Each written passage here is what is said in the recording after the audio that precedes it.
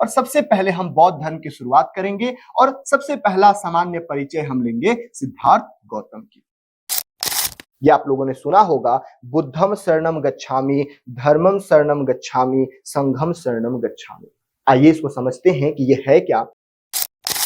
पहली चीज याद रखना, जिस साल सिद्धार्थ गौतम की मृत्यु हुई उसी साल पे पहला बौद्ध संगीति का आयोजन किया गया।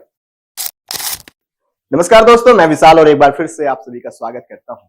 चलिए आज की इस क्लास में एक नए पड़ाव पे चलते हैं और हम बहुत बेहतरीन लेवल पे आज बुद्धिज्म के बारे में पढ़ने वाले हैं।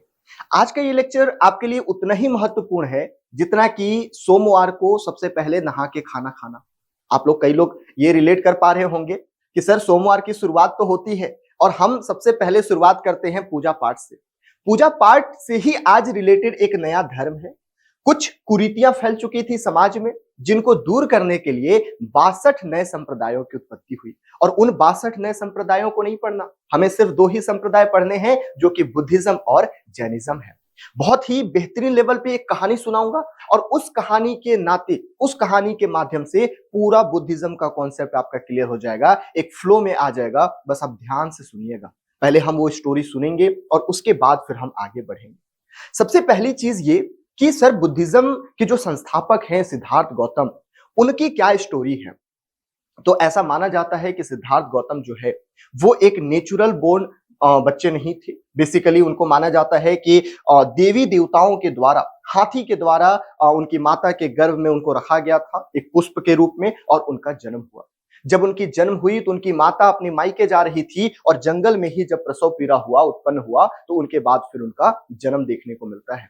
जन्म के कुछ ही समय बाद उनकी माता की देहांत हो जाती है और उनका पालन पोषण जो है वो उनकी मौसी के द्वारा किया जाता है, जिनका नाम है गौतमी बालाश्री। और यही कारण है कि सिद्धार्थ गौतम को हम गौतम के नाम से जानते हैं। सिद्धार्थ उनका नाम था, हमने बाद में उनका नाम सिद्धार्थ गौतम कर दिया। तो ये सारी चीज हम आगे देखेंगे। बहुत ही खुश थे, बहुत ही मतलब अच्छा बालक, या बोल सकते हो कि बहुत ही स्पीशियस टाइप का बालक थे। सब लोग खुश थे, लेकिन एक तरह से वो मतलब दुख भी थे, क्योंकि उनकी माता का देहांत हो चुका था। एक दिन की बात है बच्चे कि उनके शासन काल में या उनके महल में एक बहुत बड़े ब्राह्मण आते हैं, और वो ब्राह्मण जो है वो भविष्यवाणी करते हैं सिद्धार्थ के नाम पे कि सिद्धार्थ जो है वो दुनिया का या तो सबसे बड़ा राजा बनेगा या दुनिया का सबसे बड़ा गुरु बनेगा। उनके पिता जो थे सुद्धोधन, उनको एक तरह ये चिंता हो रही थी कि क्या ये गुरु बनेगा, क्या ये टीचर बनेगा। आज भी समाज में देखोगे टीचर को उतनी अच्छे नजर से नहीं देखा जाता, उतने सक्सेसफुल नहीं माना जाता, जबकि दुनिया को बनाने का काम, शेप देने का काम, समाज को आगे बढ़ाने का काम एक टीचर का ही होता है। अभी आप ट्रेंड देख रहे होंगे, है ना, वो जो एंकर, क्या नाम है उनका, अंजना ओम कश्यप, 2 कौड़ी के टीचर। अरे भाई साहब, 2 कौड़ी के टीचर नहीं है, आप उस जगह पे नहीं पहुंचते अगर आप वो 2 कौड़ी के टीचर से पढ़ते नहीं। चलिए वो अलग बात है, हम आते हैं वापस अपने टॉपिक पे। तो मैंने आपको बताया कि भविष्यवाणी हुई और बताया गया कि वो या तो दुनिया के सबसे बड़े टीचर या दुनिया के सबसे बड़ा सम्राट बनेंगे। सुद्धोधन एक तरह तो खुश थे कि मेरा बेटा सम्राट बनेगा, मेरा बेटा राजा बनेगा। दूसरी तरफ उनका मन विचलित था कि क्या ये शिक्षक बनेगा, क्या ये टीचर बनेगा। उन्होंने पूछा कि क्या ये टीचर बनने से हम रोक नहीं सकते। तो ब्राह्मण ने कहा कि रोकने का तो पता नहीं महाशय, लेकिन हम ये बता सकते हैं कि क्या ऐसी चीजें उनके जीवन में होगा जिसके बाद वो टीचर की दुनिया में या शिक्षक की दुनिया में चला जाएगा। ये सारी चीजों को रोकने के लिए सुद्धोधन एक बहुत बड़ा महल बनवाता है और उस महल में सिद्धार्थ को रखा जाता है। सारी सुख सुविधाएं उस महल में दी जाती है, उसको बाहर की दुनिया से अलग रखा जाता है, जो भी चीज चाहिए महल में दिया जाता है। एक बालक जो कि इतने ज्यादा सुख सुविधा में है, वहीं पे उसका एक चचेरा भाई हुआ करता था जिसका नाम है देवदत्त। बेटा ध्यान से सुनिएगा पूरी कहानी को, मैं एक पूरा रिलेट करके पहले कहानी के माध्यम से आपको ये टॉपिक समझाने की कोशिश कर रहा हूं। उसका एक चचेरा भाई होता है देवदत्त, जो कि बहुत ही जलनखोर और बहुत ही जलन होता है ये सारी सुख सुविधा देख के। देवदत्त कहता है कि तुम इतने सुख सुविधा में हो, लेकिन क्या मतलब, तुम दुनिया में देख नहीं रहे हो, तुम दुनिया की जो और भी चीजें हैं उससे वाकिफ नहीं हो। ये बात उनके दिमाग में लग जाती है और वे एक दिन अपने साथी जिसका नाम चन्ना है और उनका घोड़ा जिसका नाम कांतक होता है, इन दोनों को लेके बाहर चलते हैं। हालांकि बाहर जाने की उनको परमिशन नहीं थी, लेकिन अब थे तो राजकुमार, राजकुमार की बात कौन ही टालेगा, और इस प्रकार वो बाहर जाते हैं। बाहर उनको 4 ऐसे दृश्य दिखते हैं जिनके बाद उनका मन जो है बिल्कुल विचलित सा हो गया। वो 4 दृश्य सबसे महत्वपूर्ण है। जैसे ही वो बाहर जाते हैं, वो एक वृद्ध व्यक्ति को देखते हैं। एक बहुत ही वृद्ध व्यक्ति जो कि चल भी नहीं पा रहा था, पूरे शरीर में उसकी झुर्रियां आ चुकी थी।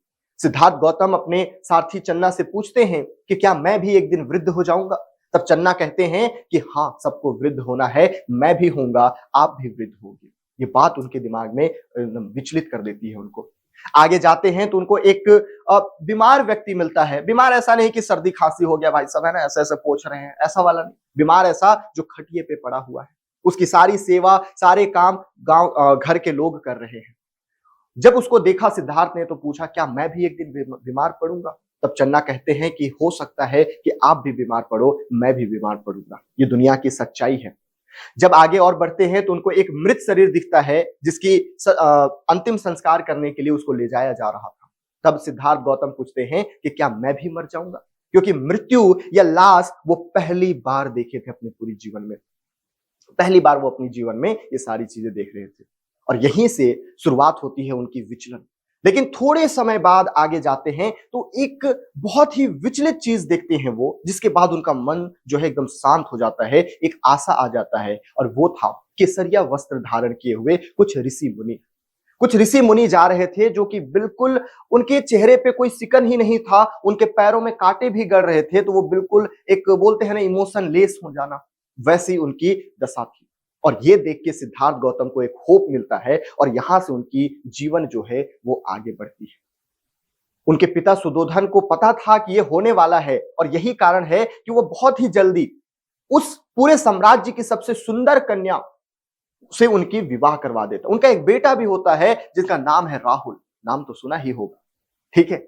ये सारी चीजें होने के बावजूद जब उनको ये दृश्य दिखता है, सिद्धार्थ गौतम 29 साल की उम्र में अपने बीवी, बच्चे, घर परिवार, राज दरबार सब छोड़ के चले जाते हैं। और इस परंपरा को बौद्ध धर्म में महाभिनिष्क्रमण कहा जाता है। देखिए, कई ऐसे टर्म मिलेंगे जो कि एग्जाम में डायरेक्टली पूछता है, कहानी के माध्यम से ही समझते रहिएगा। उन्होंने 29 साल की उम्र में घर छोड़ दिया जिसको महाभिनिष्क्रमण कहा जाता है और उसके बाद वे एक परिव्रजक बन गए। बेटा, परिव्रजक का मतलब होता है ज्ञान की खोज में घर त्यागा हुआ लड़का या ज्ञान की खोज में घर त्यागा हुआ व्यक्ति परिव्रजक कहलाता है। आज आप बिलासपुर में, रायपुर में, दुनिया भारत के अलग अलग जगहों पे आप रह रहे हो, घर त्यागे हो ज्ञान की प्राप्ति के लिए, आप भी एक परिव्रजक हो, आप भी परिव्रजक के रूप में काम कर रहे हो। कुछ समय पश्चात वे एक श्रमण परंपरा धारण कर लेते हैं। श्रमण परंपरा का मतलब होता है वैदिक कुरीतियों के खिलाफ एक मूवमेंट। वैदिक काल में जो कुरीतियां चल रही थी, जो यज्ञ आडंबर चल रहे थे, उन सब के खिलाफ एक मूवमेंट चलाना श्रमण परंपरा कहलाता है। कुछ समय पश्चात वे श्रमण परंपरा को धारण करते हैं और यहीं से उनकी जर्नी शुरू होती है। 6 साल की लगभग कठोर तपस्या के बाद 35 साल की उम्र में वे उरुवेला पहुंच जाते हैं, जिसको आज आप बोध गया के नाम से जानते हो। और उरुवेला में पीपल वृक्ष के नीचे, निरंजना नदी के तट पे पीपल वृक्ष के नीचे 49 दिन तक वे तपस्या करते हैं और 49वें दिन की मध्य रात्रि में, वैशाख पूर्णिमा के दिन, उनको ज्ञान की प्राप्ति होती है। जब ज्ञान की प्राप्ति होती है, सारी अंधकार हट जाती है, उनको भविष्य भूत सब कुछ नजर आने लग जाता है और यहां से शुरू होती है बौद्ध धर्म की। उनके जो अनुयायी थे उन्होंने बुद्ध को, सिद्धार्थ गौतम को बुद्ध कहा और उनके द्वारा जो रिलीजन चलाया गया, जो धर्म चलाया गया, उसको बौद्ध धर्म कहा गया। बोध गया के बाद वे सारनाथ पहुंचे और सारनाथ में उन्होंने पहला उपदेश दिया अपने 5 शिष्यों को। और जब उन्होंने उपदेश दिया 5 शिष्यों को, तो उसी को धर्म चक्र प्रवर्तन कहा जाता है कि यानी कि धर्म की पहिया अब चलना शुरू हो चुकी है, अब ये रुकेगा नहीं। और ऐसे ही अलग अलग जगहों पे सिद्धार्थ गौतम जाते हैं और अपनी सारी जो नॉलेज थी, अपना जो ज्ञान था, वो लोगों को देते हैं और उनको मोक्ष प्राप्त करने में मदद करते हैं। तो इस प्रकार हम इस पूरे रिलीजन को पढ़ने वाले हैं।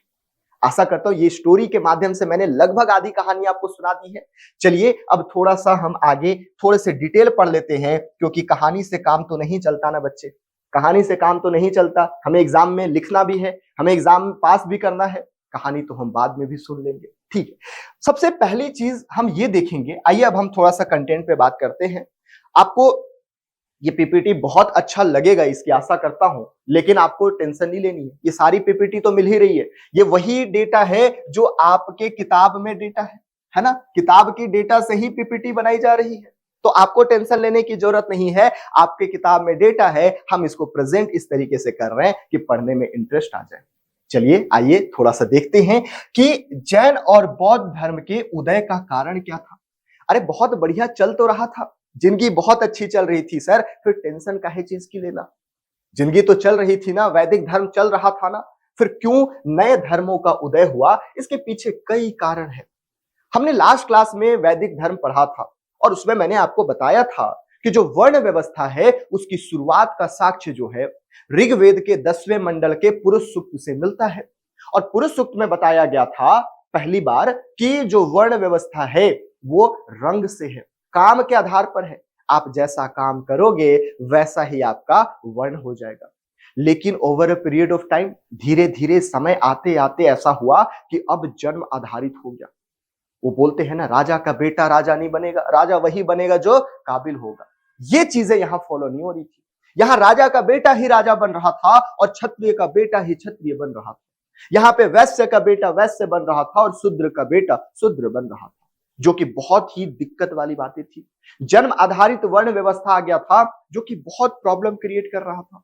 सोचिए, मैं एक क्षत्रिय कुल का हूं, मैं अपनी जान पे जोखिम डाल के मैं युद्ध लड़ रहा हूं, मैं साम्राज्य हासिल कर रहा हूं और इज्जत किसको मिल रही है? ब्राह्मण को। मैं एक वैश्य साम्राज्य का हूं, मैं एक वैश्य वर्ण का हूं, मैं दिन रात मेहनत करके व्यापार कर रहा हूं, पैसे कमा रहा हूं और इज्जत किसकी हो रही है? ब्राह्मण की। ब्राह्मण आ रहा है, दान दक्षिणा लेके सब कुछ चला जा रहा है, कहीं ना कहीं मुझे दिक्कत हो रही है, मुझे प्रॉब्लम क्रिएट हो रही है। तो ये पहला कारण था कि जन्म आधारित जो वर्ण व्यवस्था है ये कारण बना आपका पहला। दूसरा, जैसे कि मैंने आपको बताया कि सबसे ज्यादा मेहनत कौन कर रहा है? क्षत्रिय। लेकिन सारा माल कौन खा जा रहा है? ब्राह्मण। क्षत्रिय जो है दिन रात अपनी जीवन है ना लगाए रहा है कि हम साम्राज्य विस्तार करेंगे, और एक बार ब्राह्मण आता है और कहता है राजा आपके ऊपर काला साया पड़ा है, आपको यज्ञ करने पड़ेंगे, और लाखों रुपए लेके वो चला जाता है। ठीक है, तो इसके कारण असंतुष्ट थे क्षत्रिय वर्ण। क्षत्रिय वर्ण को लग रहा था सारा करे हम और मेवा खाए कोई और। उसी के साथ आप देखोगे तो वैश्य वर्ण भी परेशान था। देखिए, बिजनेसमैन जो होता है एक नंबर का कंजूस इंसान होता है, ये आप भी मानोगे मैं भी मानूंगा। एक एक रुपया का हिसाब होता है, और यहाँ पे एक ब्राह्मण आता और कहता कि हमको यज्ञ करना है और आप दान दक्षिणा दो, और लाखों रुपए लेके चला जाता। ये भैया वैश्य वर्ण है। इज्जत तीसरे नंबर पे, पैसा सबसे ज्यादा। तो ये दिक्कत थी, ये भी जो है वो असंतुष्ट हुआ करते थे। दूसरी चीज मैंने आपको बताया, अब यहाँ पे खेती होना शुरू हो गया। जैसा कि आपको पता है 1000 BCE में यहाँ पे लोहे की खोज होती है, और लोहे की खोज के कारण गंगा यमुना द्वाब में खेती शुरू हो जाता है। वो कहते हैं ना, बिजली का बिल तेरा बाप देगा, तो वैसे ही हल क्या तेरा बाप जोतेगा। अरे हल जोतने के लिए जानवर की जरूरत होती है, बैल की जरूरत होती है। और लास्ट क्लास में मैंने आपको बताया था एक यज्ञ और 400 प्लस बैल, कितने गाय, अनंत गाय बैल दान यहां बलि दे दिया जा रहा है। सोचो, अगर हम जानवरों की इस प्रकार बलि देंगे तो आपको लगता है कि हम खेती कर पाएंगे? तो ये भी बहुत परेशान थे ब्राह्मणों से कि सर आप इतने ज्यादा कर्म कांड कर रहे हो, इतने ज्यादा पशु बलि दे रहे हो, जिससे कि हमारी खेती, हमारी एग्रीकल्चर जो है वो इंपैक्ट कर रहा है, हमारी एग्रीकल्चर इंपैक्ट कर रहा है, जो कि बहुत ही प्रॉब्लम क्रिएट कर रहा था, बहुत ही खर्चीला था, बहुत ही खर्चा लगता था आपको यज्ञ करने में। ठीक है, और इसके साथ ही जब इतनी सारी चीजें हुई, क्षत्रिय और वैश्य साथ में मिल गए। क्षत्रिय, दो क्षत्रिय का नाम याद रखिएगा, एक सिद्धार्थ गौतम और दूसरा महावीर स्वामी। सिद्धार्थ गौतम और महावीर स्वामी कुशल नेतृत्व देते हैं और इनको ज्वाइन करने का काम वैश्य करता है। वो कहते हैं ना कि एक बंदा कॉकरोच जनता पार्टी बनाया और मिलियंस ऑफ मिलियंस पीपल उसको ज्वाइन कर दिए। बनाने का काम किए ये दोनों बंदे, सिद्धार्थ गौतम और महावीर। और ये जितने भी वैश्य थे, जितने भी शूद्र थे, शूद्र की तो मैं बात ही करना भूल गया, कोई इज्जत ही नहीं थी भाई साहब। ये तो सिर्फ ऐसे भी लाइक कि ये दुनिया में मैं आया क्यों हूं। कई बार होता है ना, हमको ये डाउट आता है कि हम सच में मतलब ऐसी ऐसी बस आ गए दुनिया में, कोई हमारा मकसद ही नहीं, कोई इज्जत ही नहीं। तो बाबू भैया को इज्जत चाहिए, और इज्जत कहाँ मिल रहा था? यहां मिल रहा था। जैसे ही इन लोगों ने कॉकरोच जनता पार्टी बनाया, वैसे ही ये जितने भी फॉलोअर हैं, ये वैसे ये शूद्र सब जाके ज्वाइन कर लिए कि भाई हमको भी मेंबर बना लो ना, हमको भी यहाँ का थोड़ा सा मेंबरशिप दे दो। बात समझ में आ रही है? तो इनका बहुत ही अच्छा नेतृत्व रहा। और मोस्ट इंपॉर्टेंट चीज, पैसा चाहिए सर। आज अगर कॉकरोच जनता पार्टी को पैसा मिलना बंद हो जाए, फंडिंग मिलना बंद हो जाए, तो महीना 2 महीने में खत्म हो जाएगा। पैसा बहुत जरूरी है। ऐसा माना जाता है कि जितने भी बिलियनियर्स हैं वो सब सपोर्ट कर रहे हैं कॉकरोच जनता पार्टी को। और ये बिलियनियर्स यहाँ पे बिंबिसार थे, ये अजात शत्रु था, ये कालाशोक था, ये चंद्रगुप्त मौर्य था, ये अशोक था। ये हम आगे पढ़ेंगे इनके बारे में। ये इतने पैसे देते थे कि अपना काम करो ना। ये पूरा संरक्षण दिया करते थे, इनका संरक्षण मिलता था। ये इतने ताकतवर थे। बिंबिसार के बारे में हम पढ़ेंगे, अजात शत्रु के बारे में पढ़ेंगे, कालाशोक, चंद्रगुप्त मौर्य तो भाई साम्राज्य विस्तारक, और यहाँ पर अशोक की बात तो करना ही बेवकूफी है। इससे बड़ा शासक कोई हो सकता है क्या? तो ये इन सब का संरक्षण मिला, और ये सारी कारण थी कि जैन धर्म और बौद्ध धर्म का उदय क्यों हुआ। ये जितने भी टॉपिक हमने पढ़ा, ये आपके प्रीलिम्स के लिए और मेंस के लिए उतना ही महत्वपूर्ण है। ध्यान से समझिएगा, उतना ही महत्वपूर्ण है दोनों के लिए। आइए अब हम आगे चलते हैं और सिद्धार्थ गौतम या बौद्ध धर्म के बारे में पढ़ना शुरू करते हैं। अभी तो हमने देखा कि किस प्रकार इन दोनों धर्म का उदय हुआ। अब एक एक धर्म के बारे में पढ़ते हैं, और सबसे पहले हम बौद्ध धर्म की शुरुआत करेंगे, और सबसे पहला सामान्य परिचय हम लेंगे सिद्धार्थ गौतम की। बिल्कुल फैक्चुअल डेटा है, आप बहुत अच्छे से प्रेजेंट किया हूं मैं, आप इसको देख के याद कर सकते हैं। सबसे पहला चीज, संस्थापक कौन था बेटा? सिद्धार्थ गौतम थे। क्वेश्चन ये पूछता है कि सिद्धार्थ गौतम को और किस नाम से जाना जाता है? तो इनको शाक्य मुनि। क्यों? क्योंकि ये शाक्य जाति से आते थे, इसलिए इनको शाक्य मुनि कहा गया। इनको तथागत भी कहा गया, इनको प्रसन्न चित्त भी कहा गया, क्योंकि ये हमेशा प्रसन्न रहते थे, हंसते खेलते रहते थे, इसलिए इनको प्रसन्नचित भी कहा गया। तो ये सारा नाम पूछता है कि सिद्धार्थ गौतम को और किस नामों से जाना जाता है। तो याद रखना, शाक्य मुनि, तथागत और प्रसन्नचित। उसके बाद हम देखते हैं कि इनका जन्म जो है बेटा 563 बीसीई में वैशाख पूर्णिमा में हुआ, और इनके जन्म का जो साक्ष्य है वो लुम्बिनी में रुमनदेई स्तंभ से मिलता है कि इनका जो जन्म हुआ वो लुम्बिनी नेपाल में हुआ। जब इनकी माता अपनी मायके जा रही थी, उसी समय उनको प्रसव पीड़ा होती है, और रास्ते में ही इनको जन्म दिया जाता है। रास्ते में ही, जंगल में ही इनको जन्म होता है। ये पॉइंट याद रखिएगा। और इसका साक्ष्य हमें रुमनदेई के अभिलेख से मिलता है। रुमनदेई का जो अभिलेख है, इससे हमें साक्ष्य मिलता है। आइए आगे देखते हैं। हम पहले ही डिस्कस कर चुके कि ये क्षत्रिय वर्ण से थे, और इनका जो वंश था वो शाक्य क्लैन था, शाक्य वंश था, इसीलिए उनको शाक्य मुनि भी कहा जाता है। अगर हम महाजनपद की बात करें तो ये मल्ल महाजनपद के शासन या क्षत्रिय कुल में पैदा हुए थे। इनके पिता का नाम सुद्धोधन और माता का नाम, इनकी अगर हम देखेंगे तो माता महामाया देवी थी। महामाया देवी थी। हालांकि माता का जब देहांत हो गया था, उसके बाद इनकी जो पालन पोषण की वो उनकी मौसमी गौतमी बालाश्री द्वारा किया गया था। ये भी पॉइंट याद रखिएगा कि माता महामाया देवी, लेकिन उनकी मृत्यु हो चुकी थी लगभग 1 सप्ताह के अंदर ही, तो उनका पालन पोषण उनकी मौसमी गौतमी बालाश्री द्वारा किया गया। उनकी शादी कर दी गई थी बहुत ही कम उम्र में, लगभग 16 साल की उम्र में, और उनकी पत्नी जो थी वो यशोधरा थी। वो यशोधरा थी, और उनसे उनको एक पुत्र की भी प्राप्ति हुई थी, राहुल। ठीक है, तो ये पॉइंट हमको याद रखने हैं। महापरिनिर्वाण क्या होता है? तो मृत्यु अभी के लिए समझो, हम आगे समझेंगे महापरिनिर्वाण को। मृत्यु इनकी होती है 483 बीसीई में कुशीनगर में, कुशीनारा भी इसको कहते हैं। तो ये भी पॉइंट हमको याद रखना। तो ये सामान्य परिचय हो गया बच्चे, आई होप आपको समझ में आया होगा। हमने देखा जन्म अगर हम जन्म की बात करें 563 बीसीई में लुम्बिनी में, एक क्षत्रिय कुल में, शाक्य क्लैन में उनका जन्म होता है। पिता का नाम सुद्धोधन और माता का नाम महामाया देवी होती है। महामाया देवी की मृत्यु हो जाने के बाद उनका पालन पोषण उनकी मौसी के द्वारा किया जाता है, जिनका नाम गौतमी बालाश्री है। उन्हीं के नाम पे सिद्धार्थ का नाम सिद्धार्थ गौतम पड़ा। उनकी शादी हो जाती है यशोधरा के साथ, और उनको एक पुत्र की प्राप्ति होती है जिसका नाम है राहुल। सब कुछ याद हो गया होगा। मैं उसी तरीके से बोलता ही हूं, उसी तरीके से पढ़ाता ही हूं, ताकि आपको एक ही समय में सब याद हो जाए। Is it clear? तो ये चीजें थी इनके सामान्य परिचय के बारे में। उसके बाद ये सारी चीजें मैंने पहले ही कहानी में समझा दिया है, आइए अब इसको देखते हैं। सिद्धार्थ गौतम जो है उनके मन में परिवर्तन का जो प्रारंभ हुआ वो 4 ये संकेत देखने, 3 संकेत ऐसा उन्होंने देखा जिससे वो डिसअपियर या निराश हो गए। जैसे उन्होंने एक वृद्ध व्यक्ति को देखा, एक रोगी व्यक्ति को देखा और एक मृत शरीर को देखा और उनके दिमाग में, उनके मन में एक वैराग्य की भावना उत्पन्न हो गई, वो दुखी हो गए। लेकिन जैसे ही उन्होंने एक खुशहाल सन्यासी को देखा तब उनको एक आशा का संकेत मिला और यहां से लगा कि मैं अपने जीवन में कर क्या रहा हूं, क्या कर लिया मैंने आज तक, सिर्फ टाइम पास कर रहा हूं। मुझे करना कुछ और था और मैं कर कुछ और रहा हूं। लाइब्रेरी में बैठ के पढ़ना था लेकिन लाइब्रेरी में बैठ के मैं रिया को देख रहा हूं और साथ में रील्स देख रहा हूं। क्या यही करना था क्या हमको, क्या यही जीवन थी क्या? ये सारी चीजें इनको समझ में आई। बात समझ में आ रही है? तो ये आप पे भी उतना ही अप्लाई होता है। जीवन को समझो और 6 महीने दे दो। लोग कहते हैं 6 महीने में क्या हो जाएगा? अरे सब कुछ हो जाएगा, है ना? सब कुछ हो जाएगा 6 महीने में। अगर 6 महीने की आप जबरदस्त तपस्या कर लिए तो ये एक एग्जाम ही है बेटा, एग्जाम है जस्ट।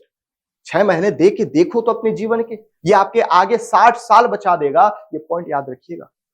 ये आते हैं फिर से वहीं, जैसे ही उन्होंने खुशहाल सन्यासी को देखा अब इनके दिमाग में कुछ चीजें चलने लगी कि मैं अब घर छोड़ दूंगा। और 29 साल की उम्र में ये घर छोड़ दिए, जिसको महान प्रस्थान कहा जाता है या महाभिनिष्क्रमण कहा जाता है। ये क्वेश्चन पूछता है कि बुद्ध के घर त्याग को क्या कहा जाता है, तो याद रखिएगा महाभिनिष्क्रमण। ये जब घर त्यागे तो अपने घोड़े कांतक को लेके गए थे, लेकिन बाद में उनको लगा कि नहीं, ये मेरा प्रस्थान है, ये मेरी स्ट्रगल है, तो मैं इसको अकेले ही रखूंगा, अकेले ही इसको एक्सपीरियंस करूंगा। तो बाद में उन्होंने कांतक को भी छोड़ दिया और अकेले ही आगे बढ़े। ठीक है, कुछ समय पश्चात वे परिव्रजक हो गए। परिव्रजक का मतलब होता है बेटा ज्ञान प्राप्ति के लिए घर त्याग करने वाला व्यक्ति। और कुछ समय पश्चात वे श्रमण परंपरा का पालन करने लगे। श्रमण परंपरा का मतलब होता है वैदिक रिचुअल, वैदिक कुरीतियों के खिलाफ एक मूवमेंट चलाना। इसको हम श्रमण परंपरा कहते हैं। ये मेंस में क्वेश्चन पूछ सकता है, तो याद रखिएगा। ये सारी चीजें आपको क्लियर होगी। आइए आगे थोड़ा सा और देखते हैं। कहानी मैंने पहले ही समझा दिया है, ठीक है। जब वो आगे बढ़े जीवन में, कहते हैं ना, जब आप ज्ञान प्राप्ति के लिए जाते हो तो आपको गुरु की जरूरत पड़ती है। इनको भी 2 गुरु मिले, एक अलार कलाम जो कि सांख्य फिलोसफी, हम आगे पढ़ेंगे सांख्य फिलोसफी के बारे में, क्वेश्चन पूछता है हमारे सीजीपीएससी में। सांख्य फिलोसफी को हम 2 हिस्सों में बांटते हैं, एक अर्ली सांख्य फिलोसफी, एक लेटर सांख्य फिलोसफी। अलार कलाम जो थे वो अर्ली सांख्य फिलोसफी के ज्ञाता थे। उन्होंने अलार कलाम से सांख्य फिलोसफी सीखा और आगे बढ़े। उनको एक और गुरु मिले जिनका नाम है रुद्रक रामपुत्र, और रुद्रक रामपुत्र से उन्होंने योग कला सीखा। योग फिलोसफी के वो ज्ञाता थे, उन्होंने उनको योग सिखाया और इस प्रकार वे आगे बढ़ते गए। गुरुओं के बारे में याद रखिएगा, प्रथम गुरु अलार कलाम हैं जो कि सांख्य दर्शन के ज्ञाता थे और इससे सिद्धार्थ ने सांख्य दर्शन की शिक्षा ली। दूसरे जो गुरु हैं बेटा वो रुद्रक रामपुत्र हैं जो कि योग साधना करना सिखाए और यहीं से उन्होंने योग करना सीखा। और इस प्रकार 29 साल की उम्र में निकले थे, 6 साल लगातार तपस्या किए और 35 साल की उम्र में वे पहुंच गए उरुवेला, जिसको आज बोध गया कहा जाता है। वहां पे वो निरंजना नदी के तट पे, निरंजना को फाल्गु नदी भी कहा जाता है, याद रखिएगा, निरंजना नदी के तट पर पीपल वृक्ष पे तपस्या करने लगे और 49 दिनों तक तपस्या करने के बाद 49वें दिन की मध्य रात्रि में इनको ज्ञान की प्राप्ति होती है। इनको ज्ञान की प्राप्ति होती है जिसको निर्वाण कहा जाता है। ज्ञान की प्राप्ति को निर्वाण कहा जाता है, यानी इच्छाओं की समाप्ति, इच्छा खत्म हो जाना। आज हमारी भी तो इच्छा है ना, अगर हमारे पास साइकिल है तो हमें मोटरसाइकिल चाहिए, अगर मोटरसाइकिल है तो अच्छा वाला मोटरसाइकिल चाहिए, अगर अच्छा वाला है कार चाहिए, कार है तो अच्छा वाला कार चाहिए, कार है तो फिर बस नहीं चाहिए, मतलब एरोप्लेन चाहिए। तो ये हमारी इच्छाएं होती है। जिस दिन हम इच्छाओं को समाप्त कर गए उस दिन हम निर्वाण प्राप्त कर लेते हैं। ये पॉइंट याद रखिएगा, ठीक है। एक चीज और बता रहा हूं कि बुद्ध ना पहले इन 5 लोगों के साथ, 5 ब्राह्मणों के साथ तपस्या कर रहे थे, लेकिन हुआ यूं कि इसी समय बहुत दिनों तक भूखे प्यासे थे और एक महिला हुआ करती थी उसी एरिया में जिसका नाम है सुजाता। सुजाता को बहुत समय से पुत्र प्राप्ति नहीं हो रही थी, ये परेशान थी। एक समय आता है जब उसको पुत्र की प्राप्ति होती है, वो खुश होती है और पूरे गांव में प्रसाद बांटती है। ये प्रसाद उन्होंने बुद्ध को भी खिलाया या सिद्धार्थ गौतम को भी खिलाया। तो सुजाता जो है खीर खिलाया, और जब इन 5 ब्राह्मणों ने देखा खीर खाते हुए तो वो बोले कि नहीं भैया, तुम हमारे साथ यज्ञ तपस्या करने लायक नहीं हो, और ये नाराज होके कहां चले गए? सारनाथ चले गए, छोड़ दिए। इससे हमें ये सीख मिलता है बेटा, आज की क्लास ना सिर्फ एग्जाम ओरिएंटेड नहीं है, हमारी पूरी जीवन को ये सार सार दिखा रहा है। आप जब तपस्या करोगे, आप जब स्ट्रगल करोगे, तो लोग भागेंगे आपको छोड़ के, लोग नाराज होंगे। और याद करना कि जब सिद्धार्थ गौतम को ज्ञान की प्राप्ति हुई और सारनाथ जब वो पहुंचे और पहला जब उपदेश दिया तो इन्हीं 5 ब्राह्मणों को दिया, इन्हीं 5 ब्राह्मणों को, जो कि एक समय पे इनसे नाराज होकर चले गए थे। क्यों? क्योंकि सुजाता के द्वारा वो खीर खा लिए थे। उनको लगा ये नॉर्मल चीजें हैं, और वो भी उस समय इंसान थे, भूख लगा उनको खा लिए, लेकिन ये नाराज होके चले गए। ये पॉइंट याद रखिएगा। 5 ब्राह्मणों के साथ वो कठोर तपस्या करते थे, जिनका नाम है कौंडिल्य, वपा, भादिया, महानया और असागी। ये 5 को नाम याद रखिएगा। तो मैंने आपको बताया कि भैया बोध गया बिहार में, ठीक है, उनको पीपल वृक्ष के नीचे निरंजना नदी के तट पे 35 वर्ष की आयु में क्या हुआ? तो ज्ञान की प्राप्ति हुई। एक कहानी है, थोड़ा सा समझिएगा। कभी भी ना भगवान आपको कुछ देता है तो बहुत तपस्या के बाद, बहुत चेक करने के बाद भगवान भी आपको चेक करता है कि जो वो देने वाला है क्या आप उसके काबिल हो या नहीं हो। ये सेम चीजें हुई सिद्धार्थ गौतम के साथ। 49वें दिन उनकी तपस्या को भंग करने के लिए मार नामक एक कामदेव को ही मार कहा जाता है, वो आए। कामदेव का मतलब आप समझ रहे होंगे, वो आपकी पूरी मनोदशा को विचलित करते हैं, आपकी पूरी मनोदशा को एकदम एक्सट्रीम लेवल पे लेके चले जाते हैं। और यही हुआ सिद्धार्थ गौतम के साथ। वो पूरी परेशान करने लगे सिद्धार्थ गौतम को, मतलब उनको काम मुक्ति में या फिर बोल सकते हो कि काम की तरफ खींचना शुरू कर दिए, और पूछे कि क्या तुम पवित्र हो? सिद्धार्थ गौतम से पूछा गया कि क्या तुम पवित्र हो? सिद्धार्थ गौतम चुपचाप रहे। जब बहुत ज्यादा बोला जाने लगा कि तुम पवित्र हो ही नहीं, तुमको क्या ज्ञान की प्राप्ति होगी, तब सिद्धार्थ गौतम ने भूमि माता को या धरती माता को आह्वान किया और कहा कि मैं इसका जवाब नहीं दूंगा। अगर मैं पवित्र हूं तो धरती माता इसका जवाब देगी। और उसी समय पे धरती माता प्रकट होती है और कहती है कि सिद्धार्थ गौतम के पवित्रता का साक्ष्य मैं हूं।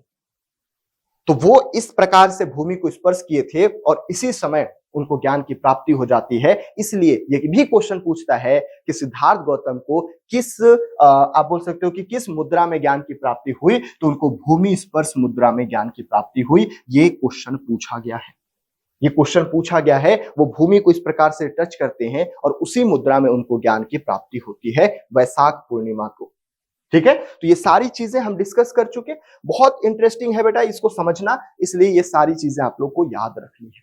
क्लियर है? आई होप आपको सब कुछ क्लियर होते चल रहा होगा। आइए अब आगे चलते हैं।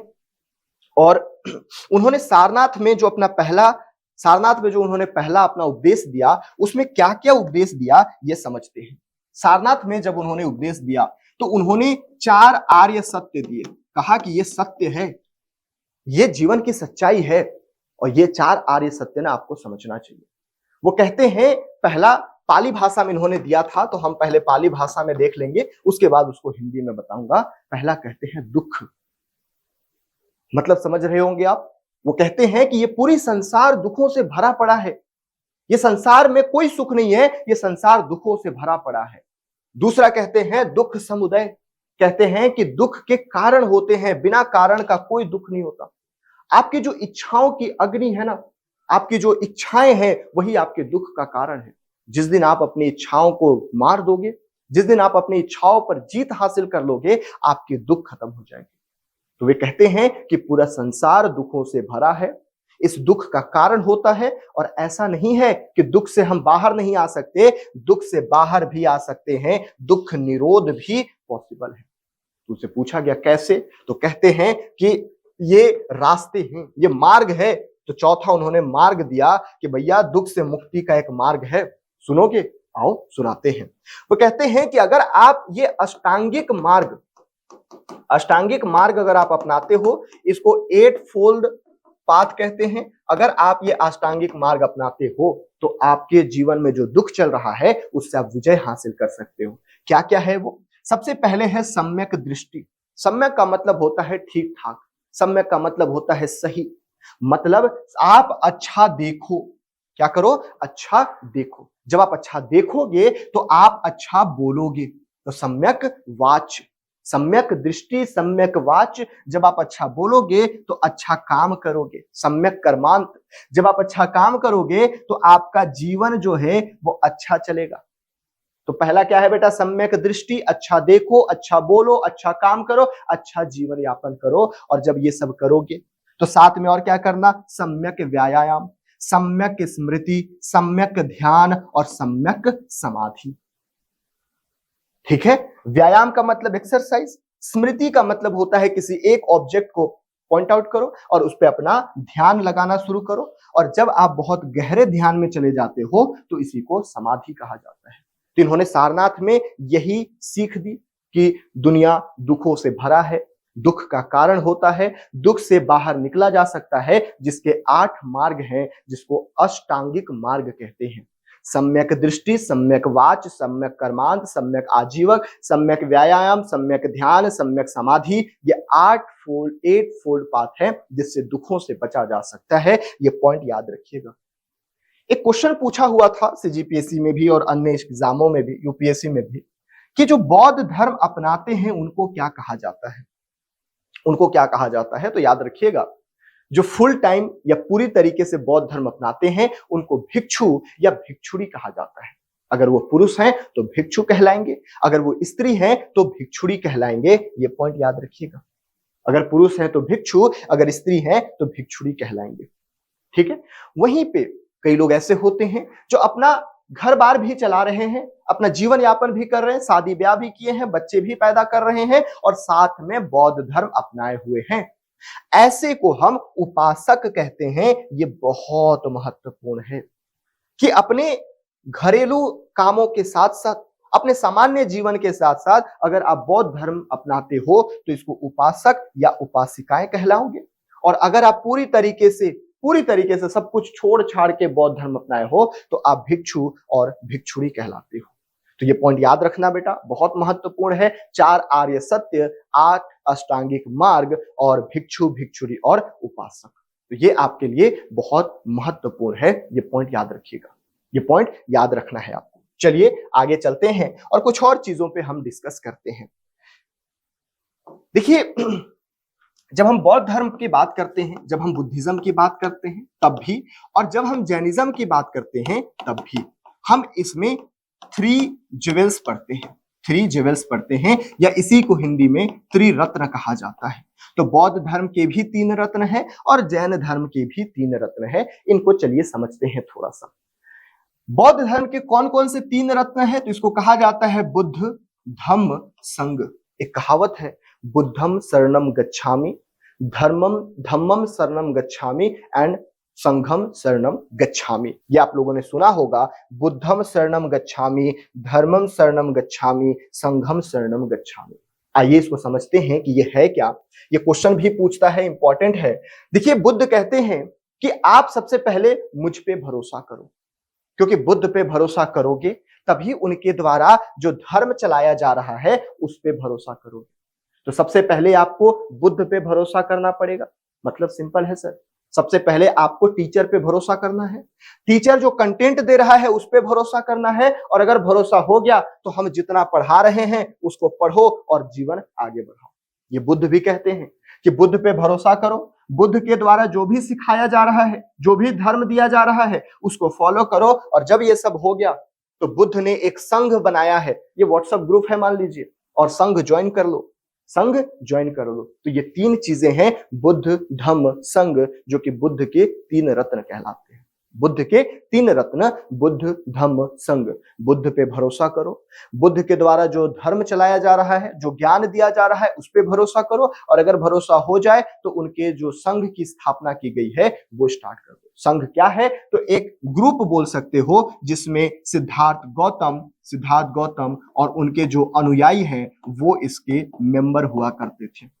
Is it clear? तो आप जब भिक्षु भिक्षुणी बनते थे तो आप भी संघ के सदस्य हो जाते थे, संघ के सदस्य हो जाते थे। याद रखना, ऐसे ही नहीं कि हम मेंबर बन गए, संघ में बनने के कई नियम कानून थे, वो नियम आपको मानने पड़ते। जैसे कुछ नियम मैं बता रहा हूं। एक नियम था कि अगर आप किसी गांव में भिक्षा लेने जा रहे हो तो गांव में 1 रात्रि से ज्यादा नहीं रुकना था, और बड़ा शहर है तो 4 से 5 रात्रि से ज्यादा नहीं रुकना था। अगर आप किसी गांव में जा रहे हो तो जाते समय दूध, दही, मक्खन ये सब नहीं ग्रहण कर सकते थे। तो ये सारी चीजें इसके नियम थे। जैसे एक और नियम था कि आपको साल भर चलते रहना है, एक्सेप्ट वन, आप बोल सकते हो कि मौसम, एक मौसम में छोड़ के, बरसात की ऋतु में आप छोड़ के बाकी साल भर आपको नियमित रूप से चलते रहना है। और बरसात में ये क्या करते थे, बरसात में ठहरते थे, रुकते थे, और रुक के क्या करते थे, टाइम पास नहीं, रील देखना नहीं, लड़ाई करना नहीं। ये एक ही काम करते थे कि हमने इन बाकी के 8 माह में, 4 माह का वर्षा ऋतु होता है, तो बाकी के 8 माह में हमने क्या क्या गलतियां किया। आज हम गलतियां तो करते हैं लेकिन कभी भी रियलाइज नहीं करते। हम कभी भी नहीं सोचते कि आज हमने क्या ऐसा गलती किया जो कि हमें नहीं करना चाहिए था, जो कि हमें सीखना चाहिए गौतम, सिद्धार्थ गौतम के धर्म से या बुद्धिज्म से। ये 4 महीने यही डिसाइड करते थे, यही देखते थे अपने आप में कि हमने बाकी के 8 महीने क्या किया, और इसका पश्चाताप करते थे कि ये गलती लाइफ में दोबारा नहीं हो सकती, ये गलती हम दोबारा नहीं करेंगे। और इसी रुकने को, इसी ठहरने को हम वस्सा कहते हैं, इसी ठहरने को हम वास कहते हैं, इसी ठहरने को हम क्या कहते हैं बेटा, वास कहते हैं। ये क्वेश्चन पूछा हुआ है कि वस्सा क्या है, वास क्या है, तो ये पॉइंट याद रखिएगा। जिस दिन लास्ट दिन होता था, जैसे 4 महीने का वास है, अंतिम दिन पे वो सब आपस में मिलते थे, एक आयोजन होता था, और उस आयोजन में ये अपना पश्चाताप करते थे, अपना गिल्ट फील करते थे कि हमने ये गलती किया और दोबारा हम इस गलती को कभी भी दोहराएंगे नहीं। Is it clear? तो ये वस्सा है, याद रखिएगा। संघ में रहने वाले भिक्षुओं के लिए कई नियम बनाए गए ताकि वे अनुशासित जीवन व्यतीत करें। बौद्ध भिक्षु सामान्यतः पूरे वर्ष भ्रमण करते थे, लेकिन वर्षा ऋतु के दौरान उन्हें एक ही स्थान पर रुकना होता था। बुद्ध का सर्वाधिक वास जो है वो कौशल में हुआ। 21 वास है उनका, यानी 21 सालों तक वे कहां रहे, कौशल में रहे। ये पॉइंट याद रखिएगा। वहां पे एक जेतवन विहार हुआ करता था। हम आगे डिस्कस करेंगे चैत्य और विहार के बारे में। विहार जो है ये मान लो पीजी है, आपका हॉस्टल है, और चैत्य बगल में मंदिर है। आप यहाँ पे रहोगे, आप यहाँ पे पूजा करने जाओगे। तो बुद्ध के जो मंदिर या बौद्ध धर्म के जो मंदिर होते थे उसको चैत्य कहते थे, और जो उनका रेस्टिंग प्लेस या रुकने का स्थान होता था उसको विहार कहते थे। आई होप ये स्लाइड पूरी तरीके से समझ में आया होगा। मैं बहुत ही बेसिक से बहुत एडवांस लेवल तक समझाने की कोशिश कर रहा हूं, आप बस प्यार से ध्यान से सुनते रहो, ठीक है? आप चाहो तो ईयरफोन लगा कर आराम से सो जाओ और बस कहानी के रूप में सुनते रहो, सब कुछ याद हो जाएगा क्लास में ही, ठीक है? चलिए आगे चलते हैं, और ये सारी चीजें हमने देख ली। एक बार थोड़ा सा हम इनके मृत्यु के बारे में देख लेते हैं कि इनकी मृत्यु कैसे हुई, इनका मृत्यु या अंतिम संस्कार या मृत्यु के बारे में थोड़ा सा पढ़ते हैं। एक चीज याद रखना बेटा, 483 बीसीई में इनकी मृत्यु हो गई 80 वर्ष की आयु में, वैशाख पूर्णिमा के दिन। बौद्ध धर्म का अगर आप बच्चे होंगे तो आपको पता होगा कि बुद्धिज्म में वैशाख पूर्णिमा को बहुत ही पवित्र माना जाता है। जितने भी महत्वपूर्ण काम हुए वो वैशाख पूर्णिमा को ही हुआ है। सिद्धार्थ गौतम का जन्म वैशाख पूर्णिमा को, सिद्धार्थ गौतम की ज्ञान की प्राप्ति वैशाख पूर्णिमा को, सिद्धार्थ गौतम की मृत्यु वैशाख पूर्णिमा को। तो जितने भी महत्वपूर्ण इवेंट घटे हैं वो सब वैशाख पूर्णिमा को घटे हैं, इसलिए इसको पवित्र भी माना जाता है। कहां मृत्यु हुई? कुशीनारा में। एक्चुअल में कुशीनारा वो गए हुए थे, और चंद नामक या चुंद नामक एक बोल सकते हो लोहार हुआ करता था, उसके घर गए और उसने सुअर का मांस उनको दे दिया, और वो मना नहीं कर पाए क्योंकि उनको लगा कि अगर मैं खाने से मना कर दूंगा तो उसको लगेगा कि वो शूद्र है, इसलिए मैं उसके घर खाना नहीं खा रहा हूं। और चुंद के द्वारा जो खाना दिया गया उसके बाद उनको ऐसा माना जाता है, ऐसा कहा जाता है कि पेचिश रोग हुआ, और उसी पेचिश रोग के कारण उनकी मृत्यु हो गई। तो याद रखिएगा मृत्यु का कारण क्या था? पावा में चुंद द्वारा अर्पित भोजन, शुकर मद्दव से उत्पन्न पेचिश रोग, और जब वे अंतिम बार कुशीनारा में सुभेद को ज्ञान दे रहे थे, लास्ट पॉइंट भी पूछता है कि अंतिम उपदेश उन्होंने किसको दिया, तो कुशीनारा में सुभेद को। सुभेद पूछते हैं कि बुद्ध, आपकी मृत्यु के बाद इस धर्म को हम आगे कैसे बढ़ाएंगे, हमारी क्या नॉलेज होगी, किस तरीके से इसको आगे बढ़ाएंगे। तो वो एक ही चीज कहते हैं कि अपने रास्ते का जो दर्शक है खुद बनो, अपने रास्ते का दर्शक खुद बनो, अपने आप अपना रास्ता तय करो। और यही अंतिम उपदेश देने के बाद वो मृत्यु हो जाती है उनकी, उनका देहांत हो जाता है। ठीक है, तो ये पूरी कहानी थी। वे मतलब ऐसे हिंदी में नहीं बोले थे, पाली भाषा में बोले थे। वो टर्म मैं भूल रहा हूं, याद रह गया, आत्मदीपो भव। लास्ट उनका जो वाक्य था, जो उन्होंने सुभेद को कहा, वो था आत्मदीपो भव। अपने आत्मा या अपने खुद की दीपक खुद बनो, खुद उजाला करो और खुद आगे बढ़ो। ये लास्ट उन्होंने उपदेश दिया किसको, सुभेद को। ये भी पॉइंट कई बार पूछ देता है कि अंतिम उपदेश किसको दिया, तो कुशीनगर या कुशीनारा में उन्होंने सुभेद को अंतिम उपदेश दिया। इसी प्रकार लेटे हुए थे और लेटे लेटे सुभेद को बोल रहे थे, और इसी समय शयन मुद्रा में ही ये भी क्वेश्चन पूछा गया है कि किस मुद्रा में उनको निर्वाण प्राप्ति हुई या महानिर्वाण प्राप्ति हुई। तो ये शयन मुद्रा में उनके निर्वाण। अब एक टर्म आपको कब से आ रहा होगा दिमाग में कि सर आपने ये डिस्कस ही नहीं किया कि महापरिनिर्वाण क्या होता है। महापरिनिर्वाण क्या होता है, इसको समझाता हूं थोड़ा सा। ये पी पाऊंगा इतना ठंडा? चलिए देखते हैं। इसको ध्यान से समझना, एक ही बार समझाऊंगा कि महापरिनिर्वाण क्या होता है। आप लोग निर्वाण सुने कि अपनी इच्छाओं पर जीत हासिल करना, दैट इज निर्वाणा। अपनी इच्छाओं पर जीत हासिल करना निर्वाण कहलाता है। यानी हमको ज्ञान प्राप्ति हो गई। बेटा एक बार ज्ञान प्राप्ति हो जाती है ना, अपनी इच्छाओं पर आप जीत हासिल कर लेते हो तो इच्छा नहीं होती। आप हिंदू धर्म में सुने होंगे कि अगर कोई आखिरी इच्छा पूरी नहीं होती है तो आत्मा भटकते रहता है। क्या आपने ये सुना है? ये सब धर्मों में सेम होता है। ये भी तो पहले हिंदू ही थे ना, ये भी तो पहले वैदिक धर्म ही थे। तो ऐसा माना जाता है हिंदू धर्म में कि अगर अंतिम इच्छा या इच्छा बची रहती है तो आत्मा भटकते रहता है और वो दोबारा बोल सकते हो पुनर्जन्म के लिए भटकते रहता, पुनर्जन्म होता है। लेकिन अगर आपकी इच्छा ही खत्म हो गई तो पुनर्जन्म का जो साइकिल है उससे बचा जा सकता है। और एक बार इच्छा खत्म होने के बाद जब मृत्यु होती है तो पुनर्जन्म खत्म हो जाता है, यानी निर्वाण प्राप्त कर लेते हो। इसी को हिंदू धर्म में मोक्ष प्राप्त करना कहते हैं। है सब कुछ सेम। जैन धर्म में कैवल्य कहते हैं। तो ये बस टर्म है जो कि अलग अलग है, याद रखना। हिंदू धर्म में मोक्ष, बुद्धिज्म में निर्वाण और जैन धर्म में कैवल्य। कि जब आपकी इच्छा पूर्ति हो जाती है, इच्छा खत्म हो जाती है, उसके बाद जब मृत्यु होती है तो मोक्ष प्राप्त हो गई, जिसको निर्वाण कहते हैं। और याद रखना, माफ कीजिएगा, निर्वाण ज्ञान प्राप्ति को कहते हैं। और जब निर्वाण प्राप्ति के बाद मृत्यु होती है तो उसको परिनिर्वाण कहते हैं। और चूंकि ये संस्थापक थे, सबसे बड़े थे, इसलिए इनमें महावर्ड लगा दिया गया, जिसको हम महापरिनिर्वाण कहते हैं। एक बार फिर से मैं समझा रहा हूं, ठीक है।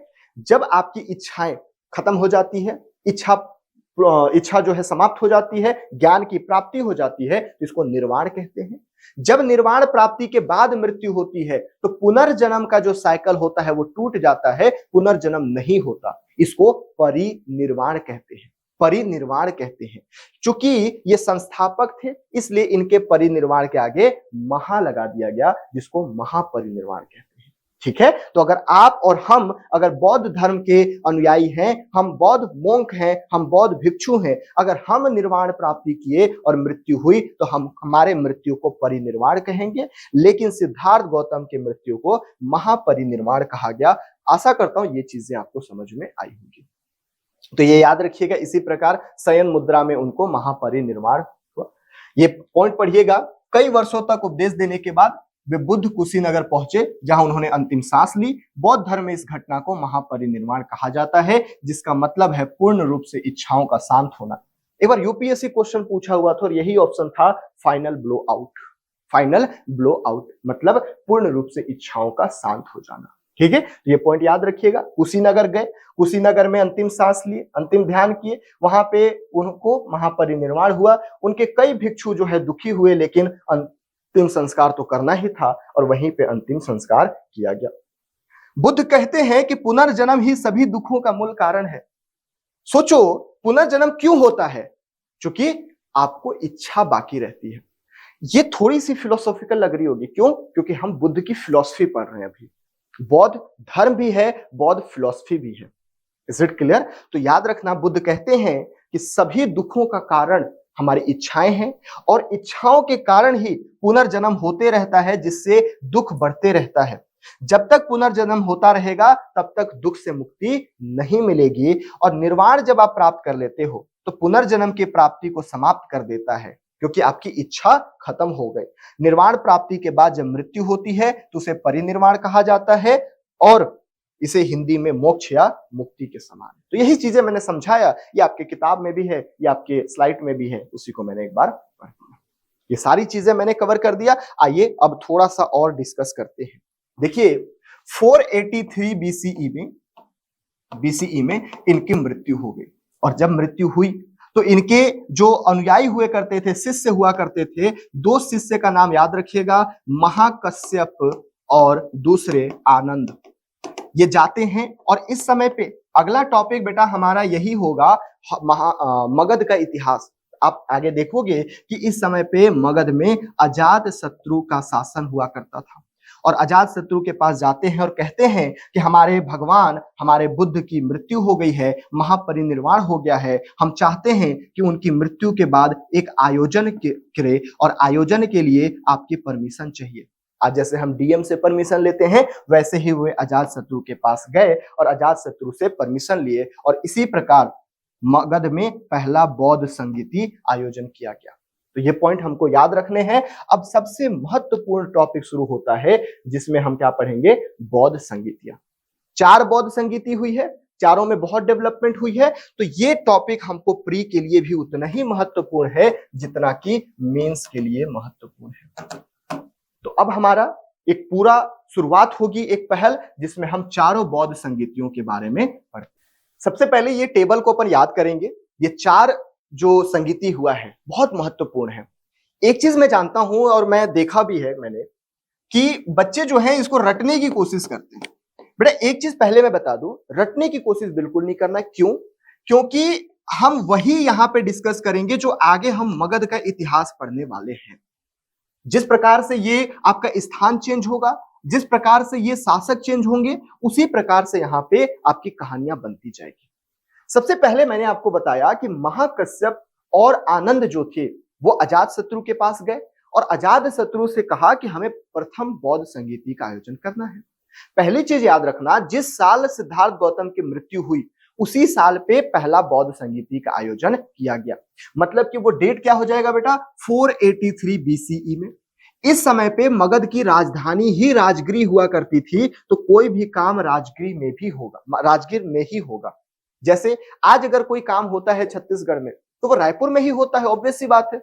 तो यहाँ पे भी जो राजधानी होती है वहीं पे ये काम किया जाएगा। अब इसके कोई ना कोई शासन तो रहेगा ना, शासक तो रहेगा। तो इस समय अजात शत्रु शासक हुआ करता था, और इस पूरे संगीति का जो अध्यक्ष है वो महाकश्यप है। यहाँ पे जो महत्वपूर्ण काम हुए वे 2 काम हुए। मैंने आपको पहले क्लास में त्रिपिटक पढ़ाया है। उन 3 पिटक में 2 पिटक जो है, एक है आपका सुत्त पिटक और दूसरा है विनय पिटक, इनका संकलन किया गया।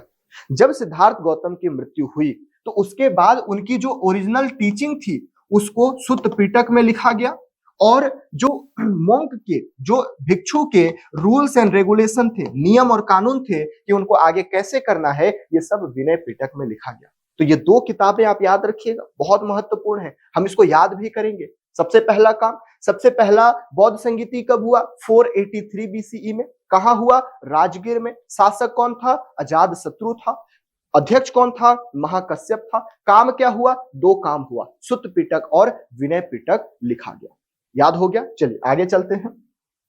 जस्ट इसके 100 साल बाद 383 बीसीई में काला शोक का शासन काल था, और काला शोक के शासन काल के समय जो राजधानी हुआ करती थी वो वैशाली थी। ये पॉइंट याद रखिएगा, राजधानी बदल चुकी है, अब वैशाली राजधानी आ चुका है, और वैशाली में ही द्वितीय बौद्ध संगीति का आयोजन किया गया।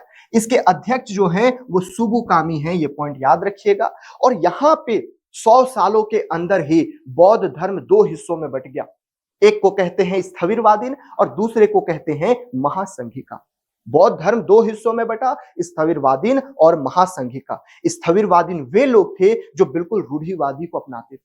रूढ़िवादी गलत नहीं होता बेटा। रूढ़िवादी अगर गलत होता तो आपके मम्मी पापा, आपके दादा दादी वो आज गलत होते। रूढ़िवादी का सिर्फ इतना ही मतलब है कि हम बदलाव एक्सेप्ट नहीं कर सकते। हम जो एक परंपरा में चले आ रहे हैं उसी परंपरा को मानेंगे। लेकिन वहीं पे हम बात करें महासंघिका की, तो महासंघिका कहता है कि समय के साथ बदलाव बहुत जरूरी है। समय के साथ बदलाव नहीं किए तो हम आउटडेटेड हो जाएंगे। नोकिया की एग्जांपल आपके सामने एकदम जीता जागता एग्जांपल है। नोकिया एक समय था जब राजा आदमी कहलाता था, लेकिन आज नोकिया को कोई नहीं जानता। आज नोकिया मार्केट से गायब हो चुकी है। क्यों? क्योंकि इसने बदलाव नहीं किया। तो ये पॉइंट याद रखिएगा कि 100 साल के अंदर ही बौद्ध धर्म दो हिस्सों में बट गया, एक स्थविरवादी और दूसरा महासंघिका। आइए आगे बढ़ते हैं तृतीय बौद्ध संगीति की तरफ, जो कि 250 बीसीई में आपके पाटलिपुत्र में होता है और इस समय पाटलिपुत्र उनकी राजधानी हो चुकी थी। अशोक का शासनकाल था और आपको जैसा पता है 261 बीसीई में कलिंग का युद्ध लड़ा जाता है और कलिंग के युद्ध में अशोक की जीत होती है और अशोक का मन इतना विचलित हो जाता है कि उसके बाद वो युद्ध न करने की घोषणा करता है और इसी समय वो बौद्ध धर्म अपनाता है और बौद्ध धर्म की तृतीय संगीति का आयोजन करता है, जिसके अध्यक्ष मोगलीपुत्र तिस्स थे। मोगलीपुत्र तिस्स जो है वो अशोक का ही भाई हुआ करता था। तो ये पॉइंट भी आपको याद रखना है। त्रिपिटक का जो तीसरा पिटक है वो अभिधम्म पिटक, उसका संकलन भी इसी समय हुआ। अभी ये सब याद रखिए। आगे हम डिटेल में और पढ़ेंगे, मेंस ओरिएंटेड पढ़ेंगे, लेकिन अभी थोड़ा सा मैं आपको एक टेबल के थ्रू याद करवा रहा हूं। आइए आगे बढ़ते हैं और चतुर्थ बौद्ध संगीति की तरफ चलते हैं, जो कि पहली शताब्दी में हुआ। कनिष्क शासक हुआ करते थे कुषाण वंश में और उन्होंने कश्मीर के कुंडल वन में ये संगीति का आयोजन किया। ये बहुत लंबा समय तक चला था, इसलिए इसके अध्यक्ष जो थे वसुमित्र थे, लेकिन उपाध्यक्ष अश्वघोष भी थे। क्योंकि बहुत लंबा समय था तो पहले तो वसुमित्र के नेतृत्व में हुआ, लेकिन बाद में अश्वघोष के नेतृत्व में भी इसको आगे बढ़ाया गया। यहाँ पे क्या हुआ, एक ही चीज याद रखिएगा कि अब हीनयान और महायान दो हिस्सों में आपका बौद्ध धर्म बट गया। हीनयान और महायान में बट गया। तो ये चारों चीजों को एक बार हम रिवाइज कर लेते हैं। सर क्या क्या पढ़ाया आपने? तो हम पहला पढ़े 483 बीसीई में, जिसमें प्रथम बौद्ध संगीति जो है वो राजगीर में किया गया। शासक कौन था? अजातशत्रु था। अध्यक्ष कौन था? महाकश्यप था। क्या हुआ? सुत्त पिटक और विनय पिटक की रचना की गई। दूसरा बौद्ध संगीति 100 साल बाद 383 बीसीई में वैशाली में कालाशोक शासक था और सुबुकामी अध्यक्ष था। यहाँ पे क्या हुआ? स्थविरवादीन और महासंघिका दो ब्रांच में बट चुका था। तीसरी बौद्ध संगीति हुआ आपके 250 बीसीई में, अशोक शासक था, पाटलिपुत्र में किया गया, मोगलीपुत्र तिस्स इसके अध्यक्ष हुआ करते थे। तीसरे पिटक अभिधम्म पिटक की रचना की गई। चौथा बौद्ध संगीति कश्मीर के कुंडल ग्राम में प्रथम ईस्वी में हुआ, जिसके शासक कनिष्क हुआ करते थे, अध्यक्ष वसुमित्र और उपाध्यक्ष अश्वघोष हुआ करते थे। क्या डेवलपमेंट हुई? तो यहाँ पे बौद्ध धर्म हीनयान और बौद्ध महायान में बट गया। क्या याद हुआ? भरोसा नहीं होता ना सर को।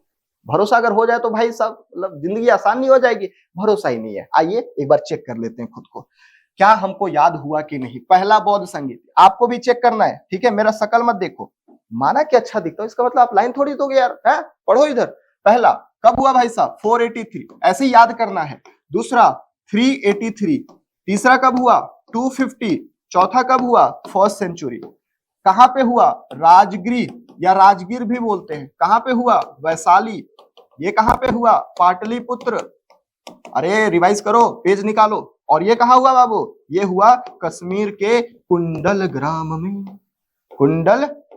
ग्राम में, ठीक है? शासक कौन था बाबू? अजातशत्रु। यहां शासक कौन था? कालाशोक। यहां शासक कौन था? अशोक। यहां शासक कौन था? कनिष्क।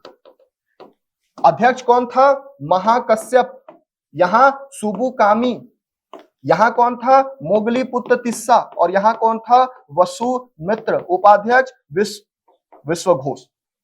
ठीक है, यहां पे क्या हुआ, यहां पे सुत्त पीटक और विनय पीटक, यहां पे स्थविरवादीन और महासंघिका में बदलाव, यहां पे अभिधम्म पीटक और यहां पे हीनयान और, हो गया याद, हुआ कि नहीं? अरे हुआ, बोलो ना, अरे बोल ना भाई, हो गया होगा, चलो कोई दिक्कत नहीं। तो ये सारी चीजें हमारी बौद्ध संगीति से इंपॉर्टेंट फैक्ट, क्वेश्चन पूछता है बेटा, प्री में भी मेंस में भी। एक चीज मैं आपको रोकूंगा, मेंस में मैंने देखा है कई बच्चों का कि एग्जैक्टली वो इसको छाप देते हैं, एग्जैक्टली छापते हैं, और हर बच्चा इसी को छापता है। मुझे ये बताओ, आप अधिकारी बनने वाले हो, ऐसे ही छापोगे नंबर मिलेगा क्या? नहीं।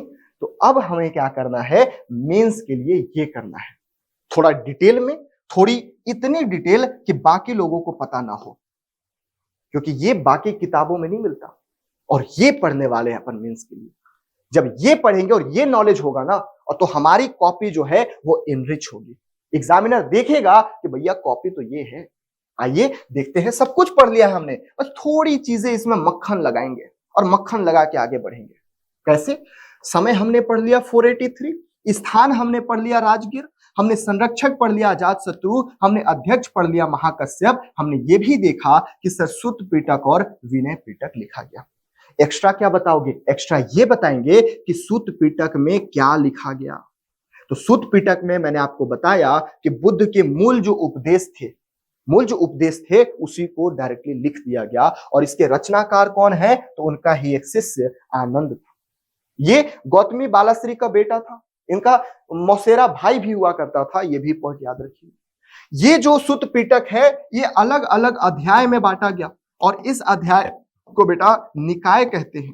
क्या कहते हैं? निकाय कहते हैं। जिस प्रकार हम आज मैथ्स में अध्याय के बाद प्रश्नावली देखते हैं, उसी प्रकार यहाँ पे सुत्त पीटक में अध्याय में जो बटा है उसको निकाय कहते हैं। जैसे अंगुत्तर निकाय सबसे महत्वपूर्ण, दिघ निकाय ये भी महत्वपूर्ण है, मध्यम निकाय, खुद्दक निकाय, ये 4 निकाय महत्वपूर्ण है। ये चारों निकाय के बारे में हमको जानकारी होनी चाहिए। उसके बाद हम देखते हैं विनय पीटक क्या है। तो जो हमने बुद्ध धम्म संघ 3 त्रिपिटक 3 रत्न पढ़े थे ना, तो जो संघ है, संघ में रहने के लिए भिक्षुओं के लिए जो नियम और अनुशासन का उल्लेख करेगा वो विनय पीटक है, और इसको लिखने का काम उपाली करते हैं। उपाली उनका बहुत ही फेवरेट स्टूडेंट हुआ करता था, बहुत ही फेवरेट शिष्य हुआ करता था। Is it clear? तो ये विनय पीटक और ये अभिधम्म पीटक दोनों की रचना की गई।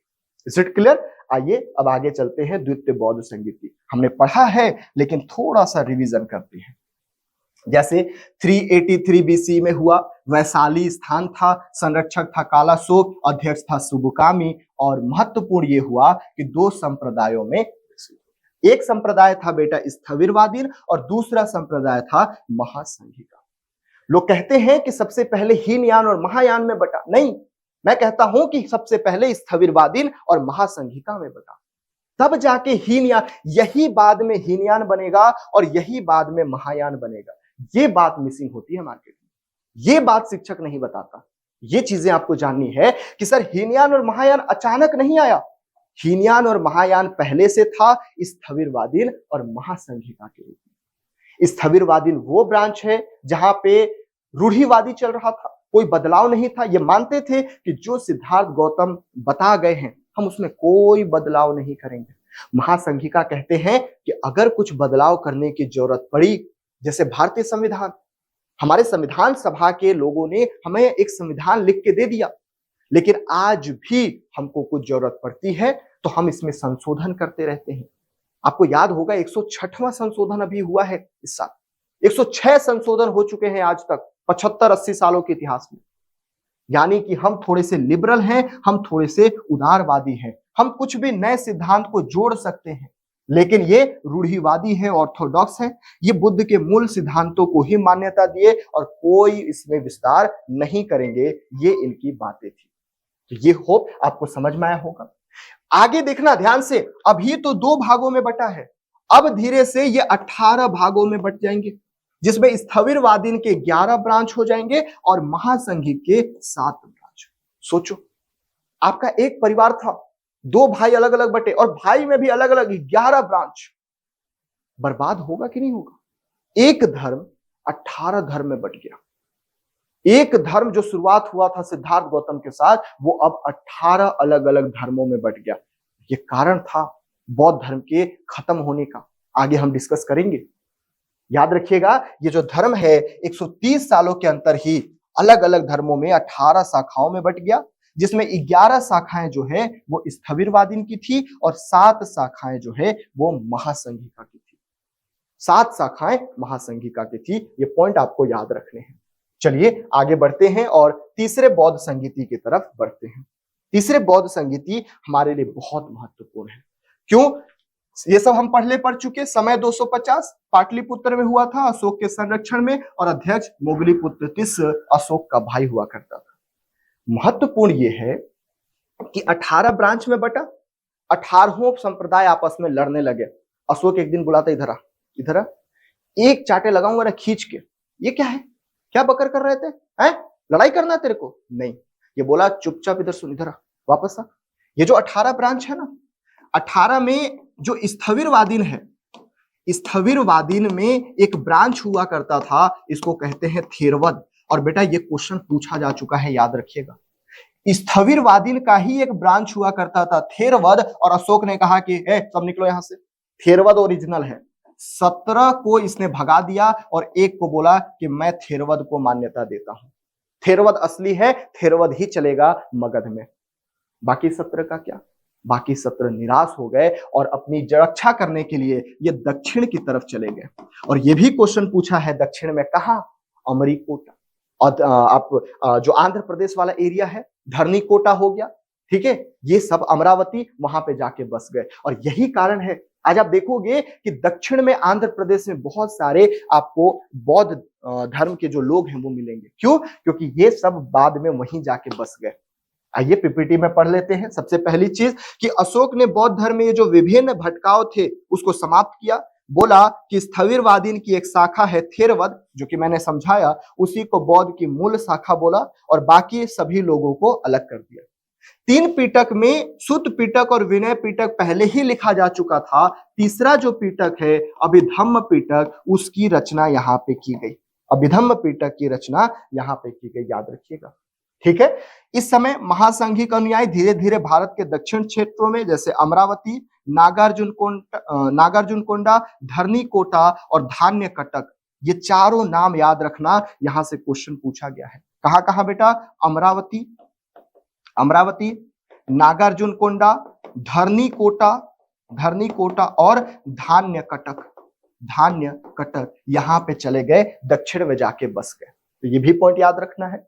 अब अशोक को क्यों इतना महान कहा जाता है, इसके पीछे कारण है।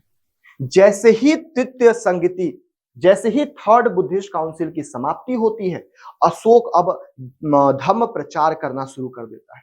सबसे पहले ये अपनी बेटी और बेटे दोनों को भेजता है। कहां? तो दोनों को श्रीलंका भेजता है और श्रीलंका में धर्म प्रचार करवाता है।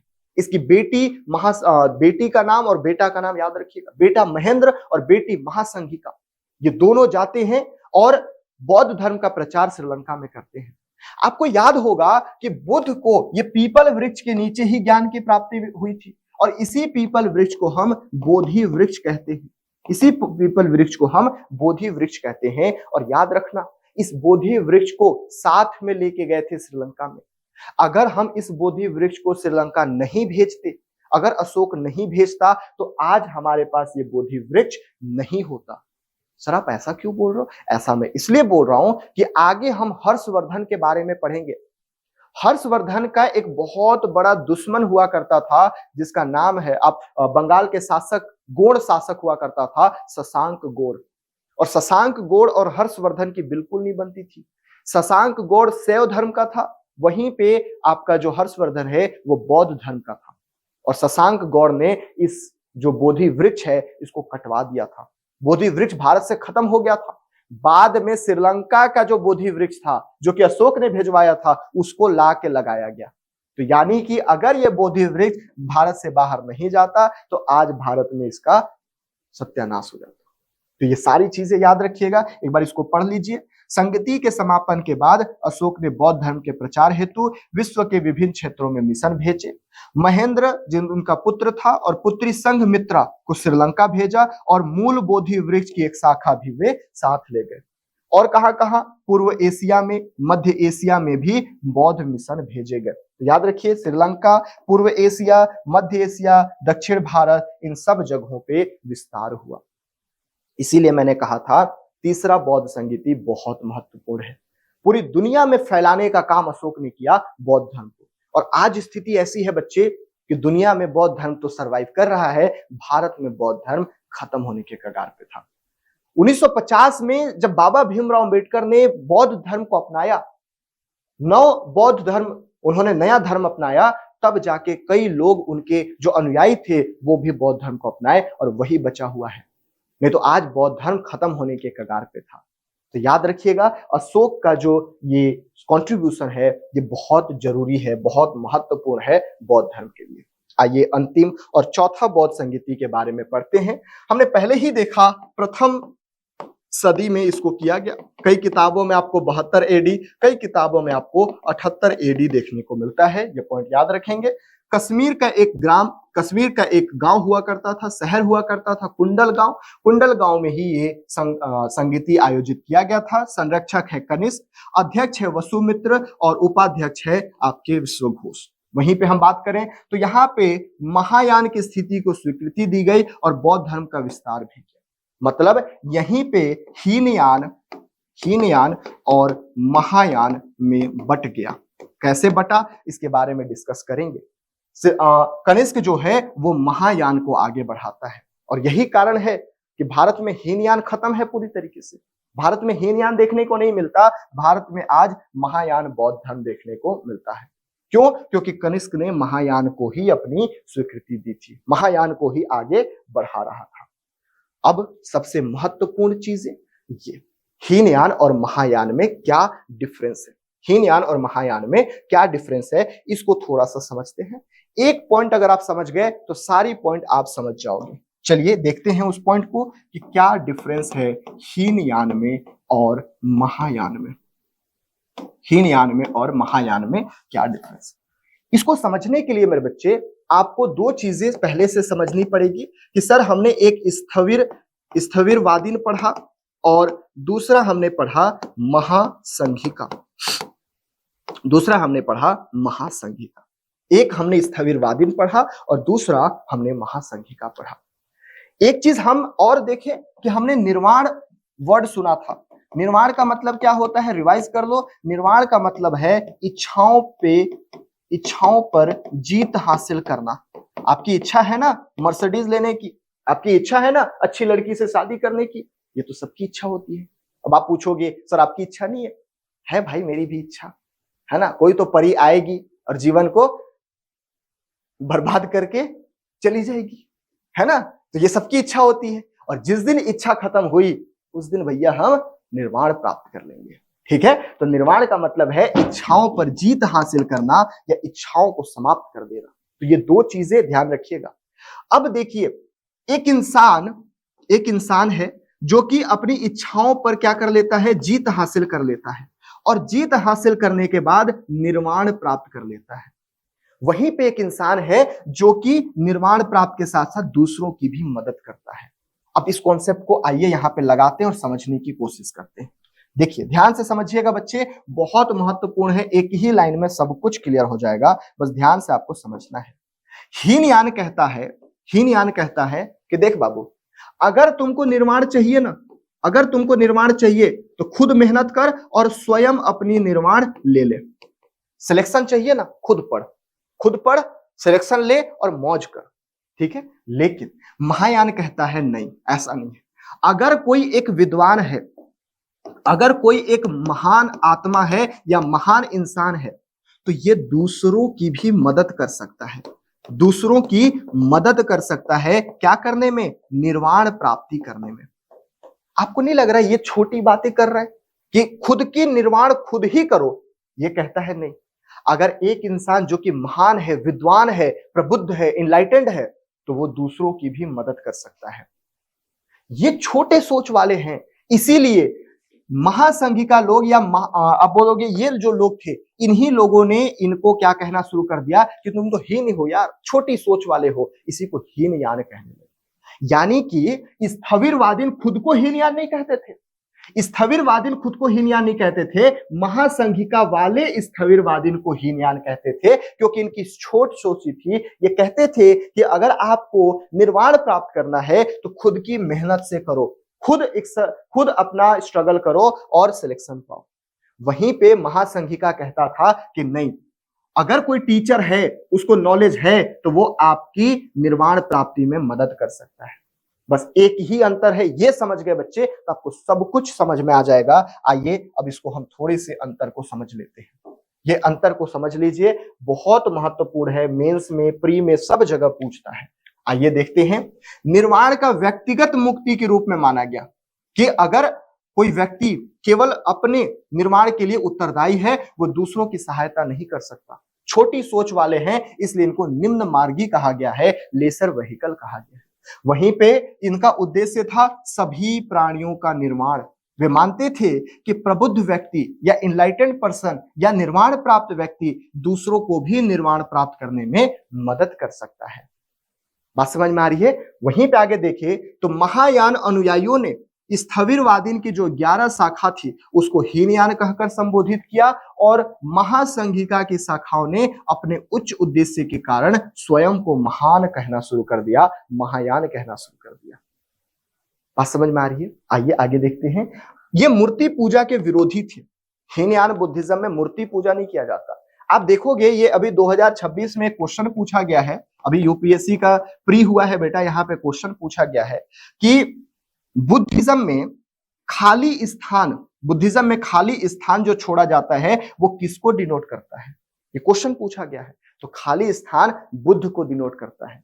क्यों? क्योंकि ये मूर्ति पूजा नहीं करते थे, तो किसी भी प्रकार की मूर्ति नहीं रखते थे, वो खाली स्थान छोड़ देते थे और मानते थे कि यहीं पे बुद्ध है और उनकी पूजा करते थे।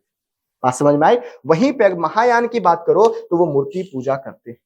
आज आप कहीं मंदिर जाना बौद्ध के, और अगर वहां पे आपको मूर्ति मिल रही है, सिद्धार्थ गौतम की मूर्ति दिख रही है, तो समझ जाना कि वो महायान बौद्ध धर्म है, ना कि हीनयान। और अगर खाली जगह है, एक गड्ढा है ऐसे छोटा सा, ये खाली जगह अगर है, तो आप समझ जाना कि वो हीनयान है। बट आपको रेयर मिलेगा, क्योंकि भारत में महायान बुद्धिज्म ही फैल पाया, हीनयान फैल ही नहीं पाया। रेयर 1-2 मंदिर होंगे जो कि आपको हीनयान के लिए मिलेंगे। क्लियर है? आगे देखते हैं। ये बुद्ध को महापुरुष मानते थे, बुद्ध को भगवान नहीं मानते थे। ये मानते थे कि बुद्ध एक पुरुष थे जो कि अच्छा पढ़ लिख, अच्छा ज्ञान प्राप्त कर लिए और महान पुरुष बन गए। जबकि महायान बुद्धिज्म कहते थे कि ये एक अवतार हैं। जैसे हिंदू धर्म में कृष्ण जी, विष्णु जी, ये सब अवतार हैं, वैसे ही बुद्ध को भी अवतार माना और उन्हीं की पूजा करते थे। जबकि ये पूजा नहीं करते थे, ये कहते थे वो एक महान पुरुष है, हम उनको भगवान नहीं मानते, वो भी एक इंसान थे। तो ये कहना था हीनयान की। वहीं पे हम बात करें बोधिसत्वा की, तो इसकी बोधिसत्वा की कोई अवधारणा नहीं थी। यहाँ बोधिसत्वा को पूज्य माना जाता था। आइए हम समझेंगे बोधिसत्वा क्या है। लास्ट पॉइंट देख लेते हैं। ये अपना प्रचार केवल पाली और प्रकृत भाषा में करते थे, ये संस्कृत का भी उपयोग करते थे। अब आपको ये डाउट आएगा, sir what is Bodhisattva? Bodhisattva क्या है? एक लाइन में समझाऊंगा, समझ में आ जाएगा तो वाव लिख देना, ठीक है? क्या होता है बोधिसत्वा? एक बुद्ध है जो पूरे एलिजिबल हैं। जैसे मान लो एक एग्जांपल लेते, एक टीचर है, पूरा एलिजिबल है कि बंदा शिक्षक या बंदा सरकारी नौकरी ले सकता है, लेकिन वो अपनी सरकारी नौकरी इसलिए नहीं ले रहा है क्योंकि वो बाकी लोगों को पढ़ा के उनको सरकारी नौकरी में देखना चाहता है। होता है ना ऐसा? अरे इनडायरेक्टली खुद की तारीफें कर रहा हूं गधों, ठीक है? खुद की तारीफें कर रहा हूं कि आई एम एलिजिबल, कि मैं सरकारी नौकरी ले लूं। वो अलग बात है कि थोड़ा सा समझ लो ना, मतलब तारीफें चल रही है भाई साहब यहाँ खुद की। मैं सरकारी नौकरी ले सकता हूं, बट मैं आपके लिए अपनी सरकारी नौकरी को डिले कर रहा हूं ताकि आप सभी का सरकारी नौकरी लग सके। सेम कॉन्सेप्ट है इनका बोधिसत्व का। कैसे? आइए समझते हैं। ये एक इंसान है, ये पूरी तरीके से एलिजिबल है, पूरी तरीके से एलिजिबल है कि ये निर्वाण प्राप्ति कर सकता है। मैंने एक चीज बताया है, निर्वाण प्राप्ति, ध्यान से समझना, ये तो नहीं समझ में आएगा। निर्वाण प्राप्ति का मतलब है सर इच्छाओं का समाप्त हो जाना, और मैंने ये भी बताया है कि जब इच्छा समाप्त हो जाती है तो पुनर्जन्म का जो साइकिल है वो खत्म हो जाता है। मतलब एक बार अगर आप निर्वाण प्राप्त कर लिए, एक बार सरकारी नौकरी लग गई, तो दोबारा आप इस प्रक्रिया में नहीं आओगे, दोबारा जन्म नहीं होगा। तो जब दोबारा जन्म नहीं होगा तो आप दूसरों की मदद कैसे करोगे? तो तुम सबकी मदद करने के लिए, बाकी लोगों की मदद करने के लिए ये अपने निर्वाण को डिले कर रहे हैं, अपना निर्वाण नहीं ले रहे हैं। निर्वाण ले सकते हैं, लेकिन एक बार याद रखना, अगर निर्वाण ले लिए और मृत्यु हो गई तो दोबारा नहीं आएंगे। इसीलिए ये अपना निर्वाण नहीं ले रहे हैं, क्योंकि बार बार ये पृथ्वी पर जन्म लेंगे और दूसरे लोगों की मदद करेंगे निर्वाण लेने में। और यही प्रक्रिया बोधिसत्व कहलाता है कि हम रेडी हैं, हम एलिजिबल हैं निर्वाण प्राप्त करने की, बट हम ले नहीं रहे हैं क्योंकि हम बार बार जन्म लेना चाहते हैं, हम बार बार लोगों की मदद करना चाहते हैं। और यही बोधिसत्व जब बार बार जन्म लेता है तो एक समय के बाद खुद ही बुद्ध हो जाते हैं, खुद ही बिना निर्वाण प्राप्त किए ही महान हो जाते हैं। यही है बोधिसत्व। याद रखिएगा, बहुत अच्छा कॉन्सेप्ट है, बहुत सारे क्वेश्चन पूछे गए। चलिए एक बार हम बोधिसत्व के बारे में भी पढ़ लेते हैं ताकि आपको समझ में आ जाए। देखिए, जो स्वयं निर्वाण प्राप्त कर सकता है लेकिन सबके कल्याण के लिए संसार में रहता है, वही बोधिसत्व कहलाता है। बोधिसत्व को बुद्ध के पुनर्जन्म के रूप में माना जाता है। ऐसा माना गया है कि 24 बुद्ध हुए हैं, 24 बुद्ध हुए हैं। बुद्ध के पहले दीपांकर थे और बुद्ध के बाद मैत्रेय आएंगे। जैसे हम मानते हैं हिंदू धर्म में कि विष्णु जी का एक अवतार कल्कि, ठीक है, विष्णु जी का एक अवतार कल्कि भारत में नहीं, मतलब दुनिया पे आएगा और जितने भी विनाश हुए हैं उन सबको ठीक करेगा। कलयुग में जितने पाप हो रहे हैं उन सबको धोने के लिए कल्कि का अवतार होगा। वैसे ही बौद्ध धर्म में माना गया कि जब कलयुग में पूरी तरीके से यहाँ पे पाप भर जाएगा तो एक बुद्ध आएंगे जिनको हम मैत्रेय कहते हैं, और मैत्रेय जो है इस पूरे को समाप्त कर देंगे या अच्छा कर देंगे। तो याद रखना, बुद्ध यहाँ है, आएंगे मैत्रेय। बुद्ध से पहले भी एक बुद्ध हुआ करते थे, उनको दीपांकर बुद्ध कहते हैं। तो ये सारी चीजें आपको याद रखनी है। मैं मानता हूं बहुत डेप्थ जा रहा हूं, बट क्या करें बच्चे, सीजीपीएससी या एग्जाम की अब देख रहे हो ना कंपटीशन कितने बढ़ रहे हैं। हम जब तक एक्स्ट्रा नहीं पढ़ेंगे हम कैसे अपने आप को रेडी रखेंगे? मैं हर बार एक ही चीज कहता हूं ना, एक बार इतिहास पढ़ो लेकिन इतने डेप्थ में पढ़ो, इतने मस्त तरीके से पढ़ो कि दोबारा पढ़ने की जरूरत ना पड़े। बात समझ में आ रही है? चलिए देखते हैं। संकल्प करना क्या है? वे निर्वाण प्राप्त करने में सक्षम तो होते हैं लेकिन वे जानबूझकर अपने निर्वाण को स्थगित कर देते हैं ताकि वे बार बार जन्म ले सके और असंख्य प्राणियों की सहायता कर सके, जिससे वे भी ज्ञान और मुक्ति पाए। एलिजिबल हैं लेकिन जानबूझ के डीले कर रहे हैं। अनेक जन्मों के बाद एक बोधिसत्व धीरे धीरे बुद्धत्व की ओर बढ़ता है और अंततः स्वयं बुद्ध बन जाता है। हम इतने अच्छा काम करेंगे कि हम खुद महान हो जाएंगे। बिना निर्वाण प्राप्त किए भी हम महान हो जाएंगे। बिना सरकारी नौकरी लिए भी हमारे इतने स्टूडेंट सरकारी नौकरी लेंगे कि हम खुद बड़े आदमी बन जाएंगे। यही कहानी है, यही सब कुछ है ये बोधिसत्व। तो ये पॉइंट याद रखना, दो बुद्ध के बीच में बहुत सारे बोधिसत्व की जन्म होती है। ऐसे हमारे पास 24 बुद्ध हुए हैं, ऐसा मान्यता है। ठीक है, चलिए आगे चलते हैं। तो ये याद रखना, स्थविरोथेरावादी जो परंपरा है, यहां से क्वेश्चन एक बना हुआ है, ये पॉइंट याद रखना। जो हमने स्थविरवादी पढ़ा ना, उसी का एक ब्रांच हुआ करता था थेरवाद। इस परंपरा में नियमों में आस्था रखने वाले के संप्रदाय, इनका नेतृत्व जो करते थे वह महाकच्चायन करते थे। ये क्वेश्चन पूछा गया है, याद रखिएगा कि थेरवाद के महान लीडर कौन थे? तो महाकच्चायन थे। वहीं पे याद रखना, महासंघिका हमने पढ़ लिया कि परिवर्तन के साथ नियम को स्वीकार करने वाले संप्रदाय महासंघिका कहलाते थे और इनका नेतृत्व महाकश्यप करते थे। ये महाकश्यप वही है जो कि पहले बौद्ध संगीति में अध्यक्ष हुआ करते थे। ये बहुत इंपॉर्टेंट स्लाइड से बेटा, याद रखिएगा। ये मैत्रेय जो कि बाद में आएंगे, जब कलयुग में बहुत ज्यादा पाप हो जाएगा तब इनका जन्म होगा। ठीक है, आगे चलते हैं। बौद्ध धर्म के महायान संप्रदाय का आदर्श बोधिसत्व है। तो याद रखिए, बोधिसत्व के बारे में भी पढ़ लिए कि दूसरे के कल्याण को प्राथमिकता देते हुए अपने निर्वाण में विलंब करना। हीनयान का आदर्श अहर्त पद की प्राप्त करना है। अहर्त का मतलब होता है जो व्यक्ति अपनी साधना से निर्वाण की प्राप्ति करता है। ये सब कुछ मैंने पढ़ा दिया, एक जगह पे दे दिया है। महायान बोलता है कि हम सबकी सेवा करेंगे, हम सबको निर्वाण प्राप्ति करने में मदद करेंगे, और हीनयान कहता नहीं, अपन खुद की रास्ता बनाएगा। कुछ लोग होते हैं जो सिर्फ खुद खुद खुद यानी स्वयं की बात करते हैं, कई लोग होते हैं जो पूरी दुनिया को साथ लेके चलते हैं। ये आपके कुछ, अभी मैंने आपको 18 ब्रांच पढ़ाया, 18 ब्रांच के कुछ महत्वपूर्ण नाम आपको याद होने चाहिए। ये पूछता है, बाकी 18 रटने की जरूरत नहीं है, बट एटलीस्ट ये 7 नाम याद होना चाहिए क्योंकि एग्जाम में पूछता है। जैसे एक है समितीय, दूसरा है सौत्रांतिक, तीसरा है श्रवस्तिवाद, चौथा है चैत्यक, पांचवा है शैल, छठवां है वैभाषिक और सातवां है माध्यमिक। यहां से ये दोनों तो बहुत महत्वपूर्ण है बेटा, ये दोनों बहुत महत्वपूर्ण है, एग्जाम में पूछा भी क्या है।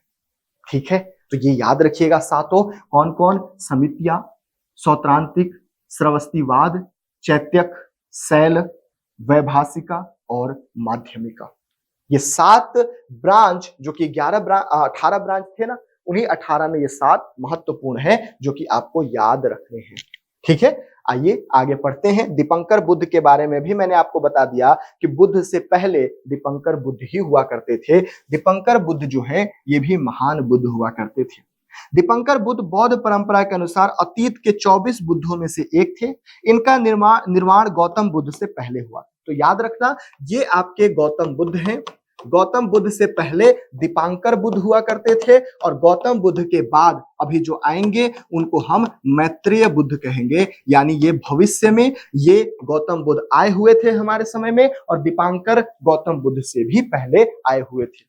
कहावत है कि 24 बुद्ध हो चुके हैं, 24 बुद्ध हैं, एक बुद्ध नहीं है। ये कहावत है, मान्यता है ऐसी। आगे चले। बौद्ध धर्म के अनुसार दीपंकर पहले के बुद्ध थे, गौतम बुद्ध नवीनतम बुद्ध हैं और मैत्रेय जो है भविष्य में आने वाले बुद्ध माने जाते हैं। ये सारी चीजें आपको याद रखनी है। चलिए आगे चलते हैं। आई होप ये आपको समझ में आया होगा। अब थोड़ा सा हमने हीनयान बौद्ध धर्म के बारे में पढ़ा, हमने महायान बौद्ध धर्म के बारे में पढ़ा। एक और महत्वपूर्ण धर्म है जो कि बौद्ध धर्म का ही ब्रांचेस है, जिसको हम वज्रयान कहते हैं।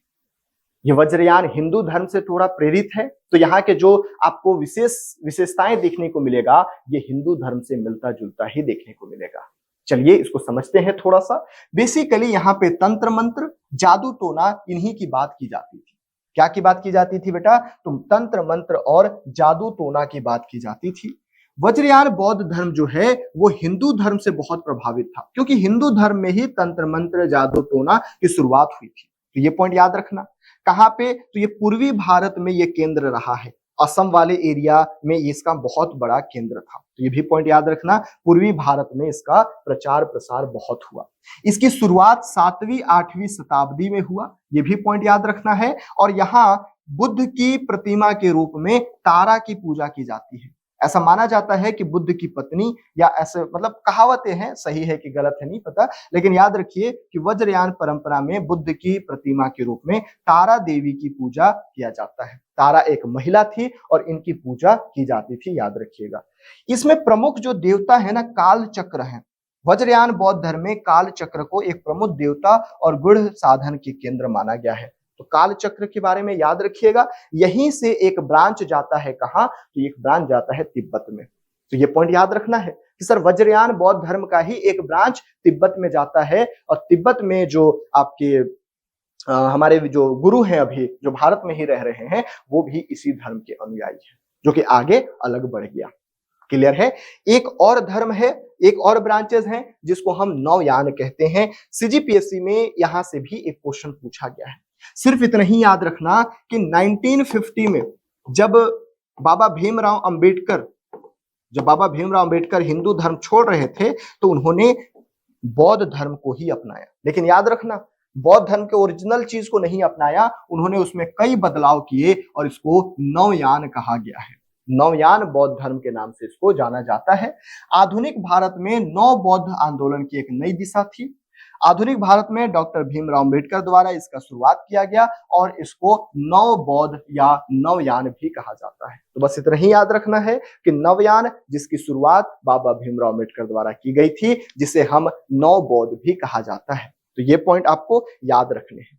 ठीक है, तो इसी के साथ हमारी ये जो कहानी थी बौद्ध धर्म की ब्रांचेस के बारे में वो कंप्लीट होती है। अब ऐसा माना जाता है कि बौद्ध धर्म में बुद्ध जो है वो क्या क्या और चीजें बताए। जैसे हम बात करेंगे कि क्या ये आत्मा पे विश्वास करते हैं, हम बात करेंगे क्या ये ब्रह्मांड पे विश्वास करते हैं, हम बात करेंगे कि क्या ये पुनर्जन्म पे विश्वास करते हैं कि नहीं, इसकी हम बात करने वाले हैं। आइए एक एक करके हम इस पे डिस्कस करने वाले हैं। यहां से क्वेश्चन पूछता है तो ध्यान से समझिएगा। सबसे पहले मैं थोड़ा सा आपको हिंदू धर्म के बारे में बताता हूं। हिंदू धर्म में ऐसी मान्यता है कि जो हमारे त्रिदेव हैं, त्रिदेव में कौन कौन? ब्रह्मा, विष्णु, महेश।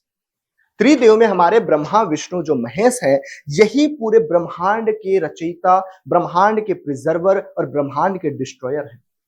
ऐसा कहा जाता है कि जो ब्रह्मा है वो क्रिएटर है, वो इस पूरे ब्रह्मांड के निर्माता हैं। वहीं पे विष्णु जी इसके प्रिजर्वर हैं, संरक्षक हैं, और शिव भगवान जो है वो डिस्ट्रॉयर हैं, वो उसके विनाशक हैं। और इसी परंपरा में ये पूरी पृथ्वी चल रही है, पूरा ब्रह्मांड चल रहा है। ठीक है, लेकिन जब हम बौद्ध धर्म की बात करते हैं तो सिद्धार्थ गौतम कहते हैं कि कोई देवताओं द्वारा इस ब्रह्मांड की उत्पत्ति नहीं हुई है। ब्रह्मांड की उत्पत्ति on the basis of law of nature, the origin of universe on the basis of law of nature, प्रकृति के नियम के हिसाब से, प्रकृति के नियम के अनुसार पूरे ब्रह्मांड की उत्पत्ति हुई है। तो याद रखिएगा, सिद्धार्थ गौतम मानते हैं कि ब्रह्मांड का निर्माण प्रकृति के नियमों और सिद्धांतों के अनुसार हुआ है। उन्होंने किसी भी प्रकार की वैदिक सृष्टि सिद्धांत को, वैदिक दैवीय सिद्धांत को नहीं स्वीकारा।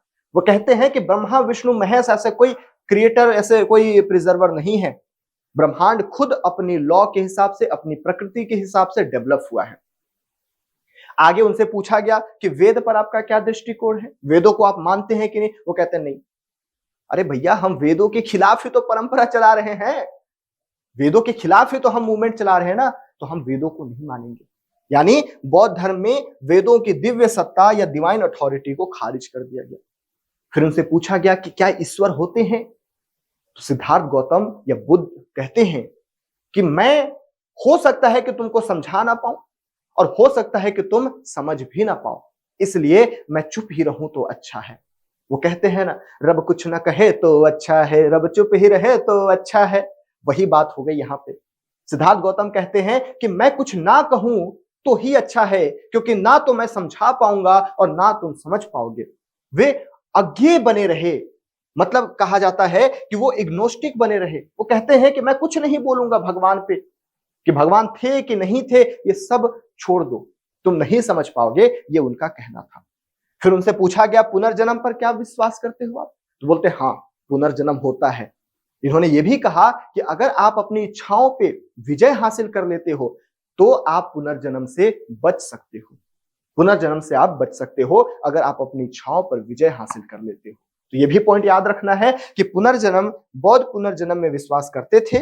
उनका मानना था कि निर्वाण की प्राप्ति से पुनर्जन्म की श्रृंखला समाप्त हो सकती है। फिर उनसे पूछा गया कि क्या आप आत्मा पे मानते हो कि नहीं, आत्मा पर आपका क्या भरोसा है? तो बुद्ध कहते हैं आत्मा वात्मा कुछ नहीं होता।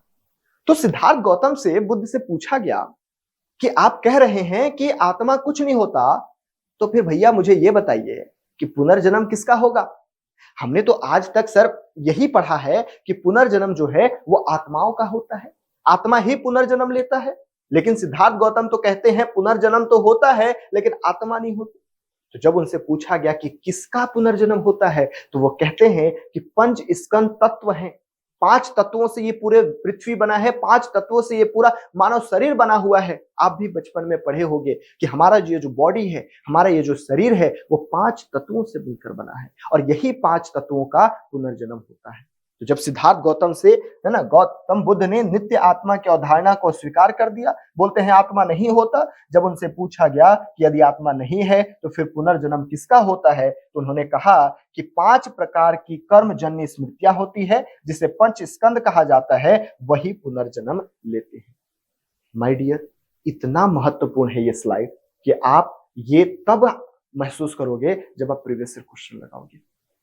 बात समझ में आ रही है? तो ये बहुत महत्वपूर्ण है। ब्रह्मांड पर क्या विचार था, वेद पर क्या विचार था, ईश्वर पर क्या विचार था, पुनर्जन्म पर क्या विचार था और आत्मा पर क्या विचार था। एक चीज मैं मानता हूं कि हम बहुत लंबे समय से पढ़ रहे हैं। मेरा यही मानना था कि हम पूरे बौद्ध धर्म को एक ही वीडियो में कंप्लीट करेंगे, बट ये तो हमारी मान्यता है ना, ये मेरा मान्य है ना। आपके पास तो लिबर्टी है, आप चाहो थक गए होगे, मैं मानता हूं थक जाते हैं, तो आप वीडियो पॉज करो, थोड़ा सा नैप ले लो, थोड़ा चाय पी लो, उसके बाद फिर स्टार्ट करना। तो आप लगातार चाहो तो लगातार इस वीडियो को देख सकते हो, नहीं तो आप थोड़ा वीडियो बीच-बीच में रोक लिया करो। मैं आपकी सहूलियत के लिए एक ही वीडियो में पूरे बौद्ध धर्म को खत्म करना चाहता हूं, ताकि इस पूरे बौद्ध धर्म को एक ही बार में हम रिवाइज कर पाए। ठीक है? तो ये एक ही वीडियो इसीलिए मेरे बनाने का मोटो है, ताकि मैं पूरी तरीके से एक ही जगह सब कुछ बता दूं। हमने ब्रह्मांड पे विचार देख लिया, हमने वेद पे विचार देख लिया, हमने ईश्वर पे विचार देख लिया, हमने पुनर्जन्म पे विचार देख लिया और हमने आत्मा पर भी विचार देख लिया। आइए अब थोड़ा सा छोटी-छोटी चीजें जो कि इनके जन्म से रिलेटेड, इनके यहां से भी क्वेश्चन पूछता है। कुछ प्रतीक हैं जो पूछता है, जैसे जब गर्भ धारण हुआ तो ऐसा माना जाता है कि हाथी उसका प्रतीक है। हाथी एक कमल का पुष्प लेके आता है और माता महामाया देवी के गर्भ में उसको रख देता है। देखिए, कोई भी धर्म में ये मान्यता नहीं है कि नेचुरली तरीके या जो कॉमन प्रोसेस है उसके हिसाब से बच्चा पैदा हो, ऐसा नहीं माना जाता। हम अपने भी धर्म में देखते हैं, राम जी की जब जन्म हुई तो वो भी प्रसाद खाने से, सेव या खीर ऐसा कुछ कहानी है। जब कृष्ण जी की जन्म हुई तो भी वही मान्यता है। यानी कि देवताओं का जन्म नेचुरल प्रोसेस से या कॉमन प्रोसेस से होगा, ये कोई नहीं मानेगा। इसलिए मान्यता है कि हाथी जो है वो पुष्प कमल लेके आता है और बेसिकली उनके गर्भ में रख देता है। तो गर्भ का जो संकेत है, जो प्रतीक है, वो हाथी है। जन्म का प्रतीक कमल का फूल है।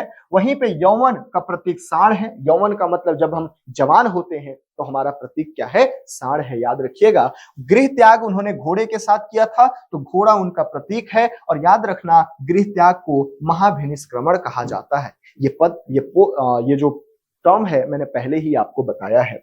ज्ञान प्राप्ति चूंकि बोधि वृक्ष के नीचे हुआ था, पीपल वृक्ष के नीचे हुआ था, इसलिए बोधि वृक्ष जो है वो उनका प्रतीक हो जाता है। वहीं पे बेटा हम बात करें निर्वाण प्राप्ति की, तो पद चिन्ह जो है वो उनकी निर्वाण प्राप्ति का प्रतीक है। मृत्यु का प्रतीक स्तूप है और प्रथम उपदेश जब उन्होंने दिया तो उसको धर्म चक्र प्रवर्तन कहा जाता है। यानी धर्म की पहिया अब चलना शुरू हो चुकी है, अब ये कभी रुकेगी नहीं, और यही कारण है उसका प्रतीक चक्र है। ये स्लाइड याद रखिए, ये सारा चीज इंपॉर्टेंट है, पूछता है। मैंने बहुत क्रिएटिव तरीके से इसको बनाने की कोशिश की, बहुत ही क्रिएटिव, ताकि आपको ना पढ़ने में इंटरेस्ट हो। एक कहते हैं ना बेटा कि इतिहास बोरिंग है, अरे कभी विशाल सर से पढ़ के तो देखो, है ना। क्या अभी भी आपको बोरिंग लग रही है? आज हमारा ये 10वां लेक्चर है बेटा, और अगर आप इन 10 लेक्चरों में अभी तक बोर नहीं हुए ना, तो बिलीव मी, पूरा इतिहास कैसे निकल जाएगा, पूरी इतिहास कैसे आप समझ जाओगे, ये आपको पता भी नहीं चलेगा। तो आप अपने दोस्तों को भी रिकमेंड करिएगा, आप बताइएगा उनको कि हम ये इनिशिएटिव स्टार्ट किए हैं आपके लिए। चलिए आगे हम और पढ़ते हैं बिना किसी देरी के। बौद्ध धर्म की कुछ शिक्षाएं हैं, जैसे बौद्ध धर्म में मध्यम मार्ग अपनाया, या आप जानते हो वो कहते हैं महात्मा बुद्ध कि ना तो हम अत्यधिक विलासिता की तरफ जाएंगे और ना ही अत्यधिक संयम रखेंगे, हम दोनों के बीच में रहेंगे, और इसी को उन्होंने मध्य मार्ग या मध्यम मार्ग बताया। एक कॉन्सेप्ट होता है बेटा क्षणिकवाद। क्षणिकवाद का मतलब होता है कि जीवन के प्रत्येक वस्तु और घटना परिवर्तनशील है, हम बार बार चेंज करते रहते हैं, परिवर्तन होते रहता है, कोई भी चीज एक समान नहीं चलता। जैसे कहा गया है कि जिस नदी को आप एक बार स्नान कर लिए वो दोबारा नहीं कर सकते। अरे हम तो करते थे बचपन में, तो भाई ये फिलॉसफी बताया गया है, दर्शन बताया गया है, ये रियलिटी ऐसा थोड़ी है, ये तो कहावतें हैं कि पूरी दुनिया, ये समय जो है, ये घड़ी का समय है, ये कभी वापस नहीं आएगा, और यही कॉन्सेप्ट कहलाता है क्षणिकवाद, याद रखिएगा। ठीक है, वहीं पे याद रखना, इन्होंने अपनी कुछ शिक्षाएं दी है जिसको पंचशील कहा जाता है। 5 शिक्षाएं हैं, जैसे अहिंसा, हत्या नहीं करना है, ये इनकी शिक्षाएं हैं। चोरी नहीं करना है, अस्तेय, झूठ नहीं बोलना है, अपरिग्रह, गलत यौन व्यवहार से बचना है। आप देखो, अगर आप गलत यौन व्यवहार में चले गए तो फिर आपकी जीवन एक अलग मोड़ पे चली जाती है। यहाँ पे रोका नहीं गया है, जैसा कि मैंने आपको बताया, ये मध्यम मार्ग अपनाते हैं। रोका नहीं गया है कि आप सेक्सुअल चीजों की तरफ बढ़ो ही मत, नहीं, लेकिन भाई गलत तरीके से नहीं बढ़ना है। ठीक है, तो ये पॉइंट याद रखिएगा। नशा नहीं करना है, तो ये 5 चीजें हैं जो कि उनके पंचशील में आता है, ये भी क्वेश्चन पूछता है, याद रखिएगा। मैंने आपको मध्यम मार्ग बता दिया, क्षणिकवाद बता दिया और पंचशील बता दिया। ये सारी चीजें याद रखिएगा, ये सारी चीजें याद रखिएगा। एक और कॉन्सेप्ट है बेटा अनित्यवाद। ये छोटे छोटे कॉन्सेप्ट है जो कभी पूछ लेता है। अनित्यवाद का मतलब होता है कुछ भी स्थायी नहीं है और अंततः नष्ट हो जाना है। ये आप, ये मैं, ये दुनिया, ये संसार, ये पद, ये पोस्ट, ये लालच, सब खत्म हो जाने हैं इन द एंड। सब कुछ खत्म हो जाने हैं, कुछ भी स्थायी नहीं है इस दुनिया में। तो आओ मजे लो इस दुनिया के, ठीक है? थोड़ा पढ़ के, थोड़ा घूम के, थोड़ा मस्ती करके। चलिए आगे चलते हैं और ये कॉन्सेप्ट हमारा कंप्लीट हो गया। थोड़ा सा हम स्तूप के बारे में पढ़ेंगे कि स्तूप क्या होता है।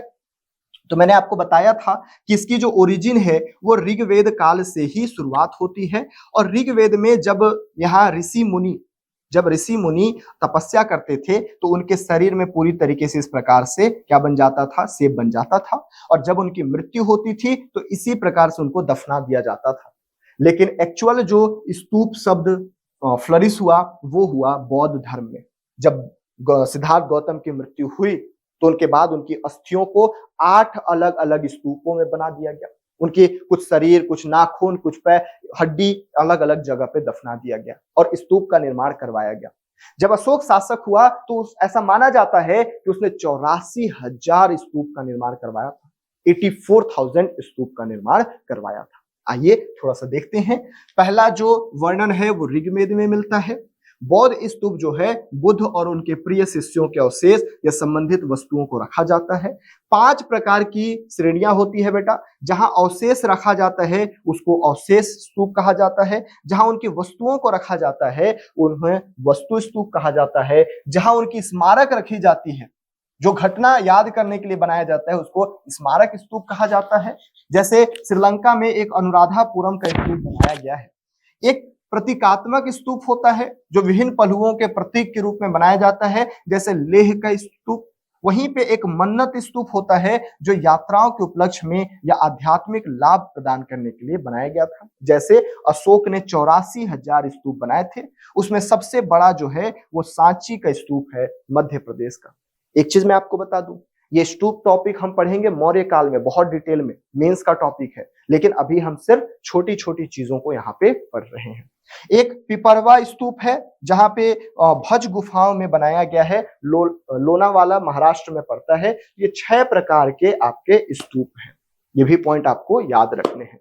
ये स्तूप इस प्रकार से बनता है। जब हम मौर्य डायनेस्टी पढ़ेंगे तो इसको और डिटेल में पढ़ेंगे।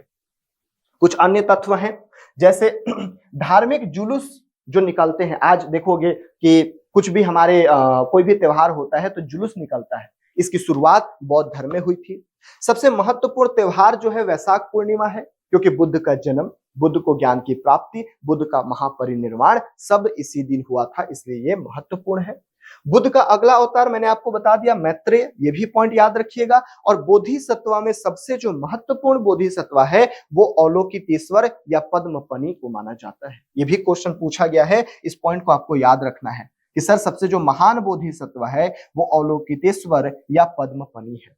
वहीं पे हम बात करें तो भारत में उपासना की जाने वाली प्रथम मूर्ति जो है वो बुद्ध की है। मतलब बुद्ध से पहले मूर्ति पूजा नहीं होती थी। हमने अभी तक वैदिक काल में भी मूर्ति पूजा के साक्ष्य नहीं देखे। मूर्ति पूजा नहीं होती थी, लेकिन पहली बार जो मूर्ति पूजा के साक्ष्य मिलता है वो बुद्ध की मूर्ति होती है। ठीक है, ये पॉइंट याद रखना। तो ये अनुयायी, भिक्षुक, उपासक, ये सारी चीजें मैंने आपको बता दिया। संघ में आपको जुड़ना है तो मिनिमम आपके 15 वर्ष होने चाहिए। ठीक है। अब बौद्ध धर्म में मैंने आपको चैत्य भी पढ़ा दिया, विहार भी पढ़ा दिया। पूजा गृह होता था चैत्य और निवास स्थल होता था विहार। स्तूप में याद रखना बेटा, सबसे बड़ा जो स्तूप है वो बिहार के केसरिया में है। धमेक स्तूप जो है वो सारनाथ उत्तर प्रदेश में है। रामभार स्तूप जो है वो कुशीनगर में है। मध्य प्रदेश का सांची स्तूप सबसे बड़ा मतलब विशाल माना जाता है। और बोरोबुदुर स्तूप, ये क्वेश्चन पूछा गया है, ये एकमात्र ऐसा स्तूप है जो कि भारत से बाहर है। ये इंडोनेशिया में है। ये आप फोटो देख रहे होगे, कहाँ पे है ये फोटो, ये आपका बोरोबुदुर स्तूप है जो कि बहुत विशाल है, बहुत बड़ा है। और यहाँ मंदिर भी इस प्रकार से मंदिर का भी निर्माण किया गया है, इंडोनेशिया में है। ये क्वेश्चन पूछा गया है, याद रखिएगा। ये जितने भी डेटा मैंने दिया है ये सब महत्वपूर्ण है।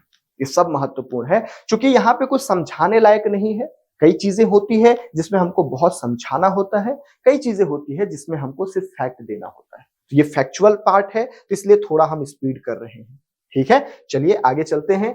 बौद्ध विश्वविद्यालय, यहां से भी क्वेश्चन पूछता है, जैसे नालंदा विश्वविद्यालय याद रखिएगा कुमार गुप्त ने बनवाया था। उसी प्रकार धर्मपाल द्वारा विक्रमशिला विश्वविद्यालय बनवाया गया। वही बिहार में एक उदंतपुरी विश्वविद्यालय है। तो ये तीनों पॉइंट याद रखिएगा कि बौद्ध धर्म से संबंधित 3 विश्वविद्यालय है। कौन कौन? नालंदा, दूसरा विक्रमशिला और तीसरा उदंतपुरी। वहीं पे अगर हम बात करें तो आप देखोगे बौद्ध धर्म के 8 पवित्र स्थल हैं। 8 पवित्र स्थल जहां पे वे अपनी यात्रा करते हैं। कौन कौन से, आइए देखते हैं। सबसे पहला लुम्बिनी, जहां पे उनका बर्थ हुआ था। बोध गया, जहां पे उनको ज्ञान की प्राप्ति हुई थी। सारनाथ, जहां पे उनको पहला उनका सरमन हुआ था, पहला उपदेश दिए थे। कुशीनारा, जहां पे उनकी मृत्यु हो गई थी। राजगीर, जो कि इंपॉर्टेंट टीचिंग सेंटर है। श्रावस्ती, यहाँ सबसे ज्यादा विहार या मोनेस्ट्री है। वैशाली, जहां पे वे लास्ट सरमन दिए थे। और संकिसिया, जहां पे वे डिसेंट फ्रॉम हेवन, ऐसा माना जाता है कि यहाँ से डायरेक्टली आप स्वर्ग में जाओगे। तो ये 8 अलग अलग जगह है, याद रखना बेटा, ये 8 अलग अलग महत्वपूर्ण जगह है। ठीक है, और इसी के साथ आज की ये कहानी यहीं पे कंप्लीट होती है। हमने एक ही वीडियो में पूरी कोशिश की कि बौद्ध धर्म को बहुत बेहतरीन लेवल पे कवर किया जाए। पूरे बौद्ध धर्म को हमने लगभग 1.5 से 2 घंटे में कवर किया है। मैंने बहुत ही डिटेल में पढ़ाया है। आप एक बार इस वीडियो को दोबारा देख सकते हो, एक बार आप बुक को पढ़ लीजिएगा, और कुछ भी डाउट हो तो आप फिर से वीडियो को दोबारा देखिएगा, आपको समझ में आ जाएगा। मैं मानता हूं कि एक बार देखने से सब कुछ क्लियर नहीं होता है, लेकिन इसी को जब आप बार बार देखते हो तो आपके दिमाग में बैठ जाता है। ठीक है, तो आज बौद्ध धर्म की कहानी यहीं पे कंप्लीट होती है। कल हम शुरुआत करेंगे जैन धर्म, और एक ही क्लास में जैन धर्म को पूरी तरीके से कंप्लीट करेंगे। मिलते हैं नेक्स्ट वीडियो में, तब तक के लिए जय हिंद।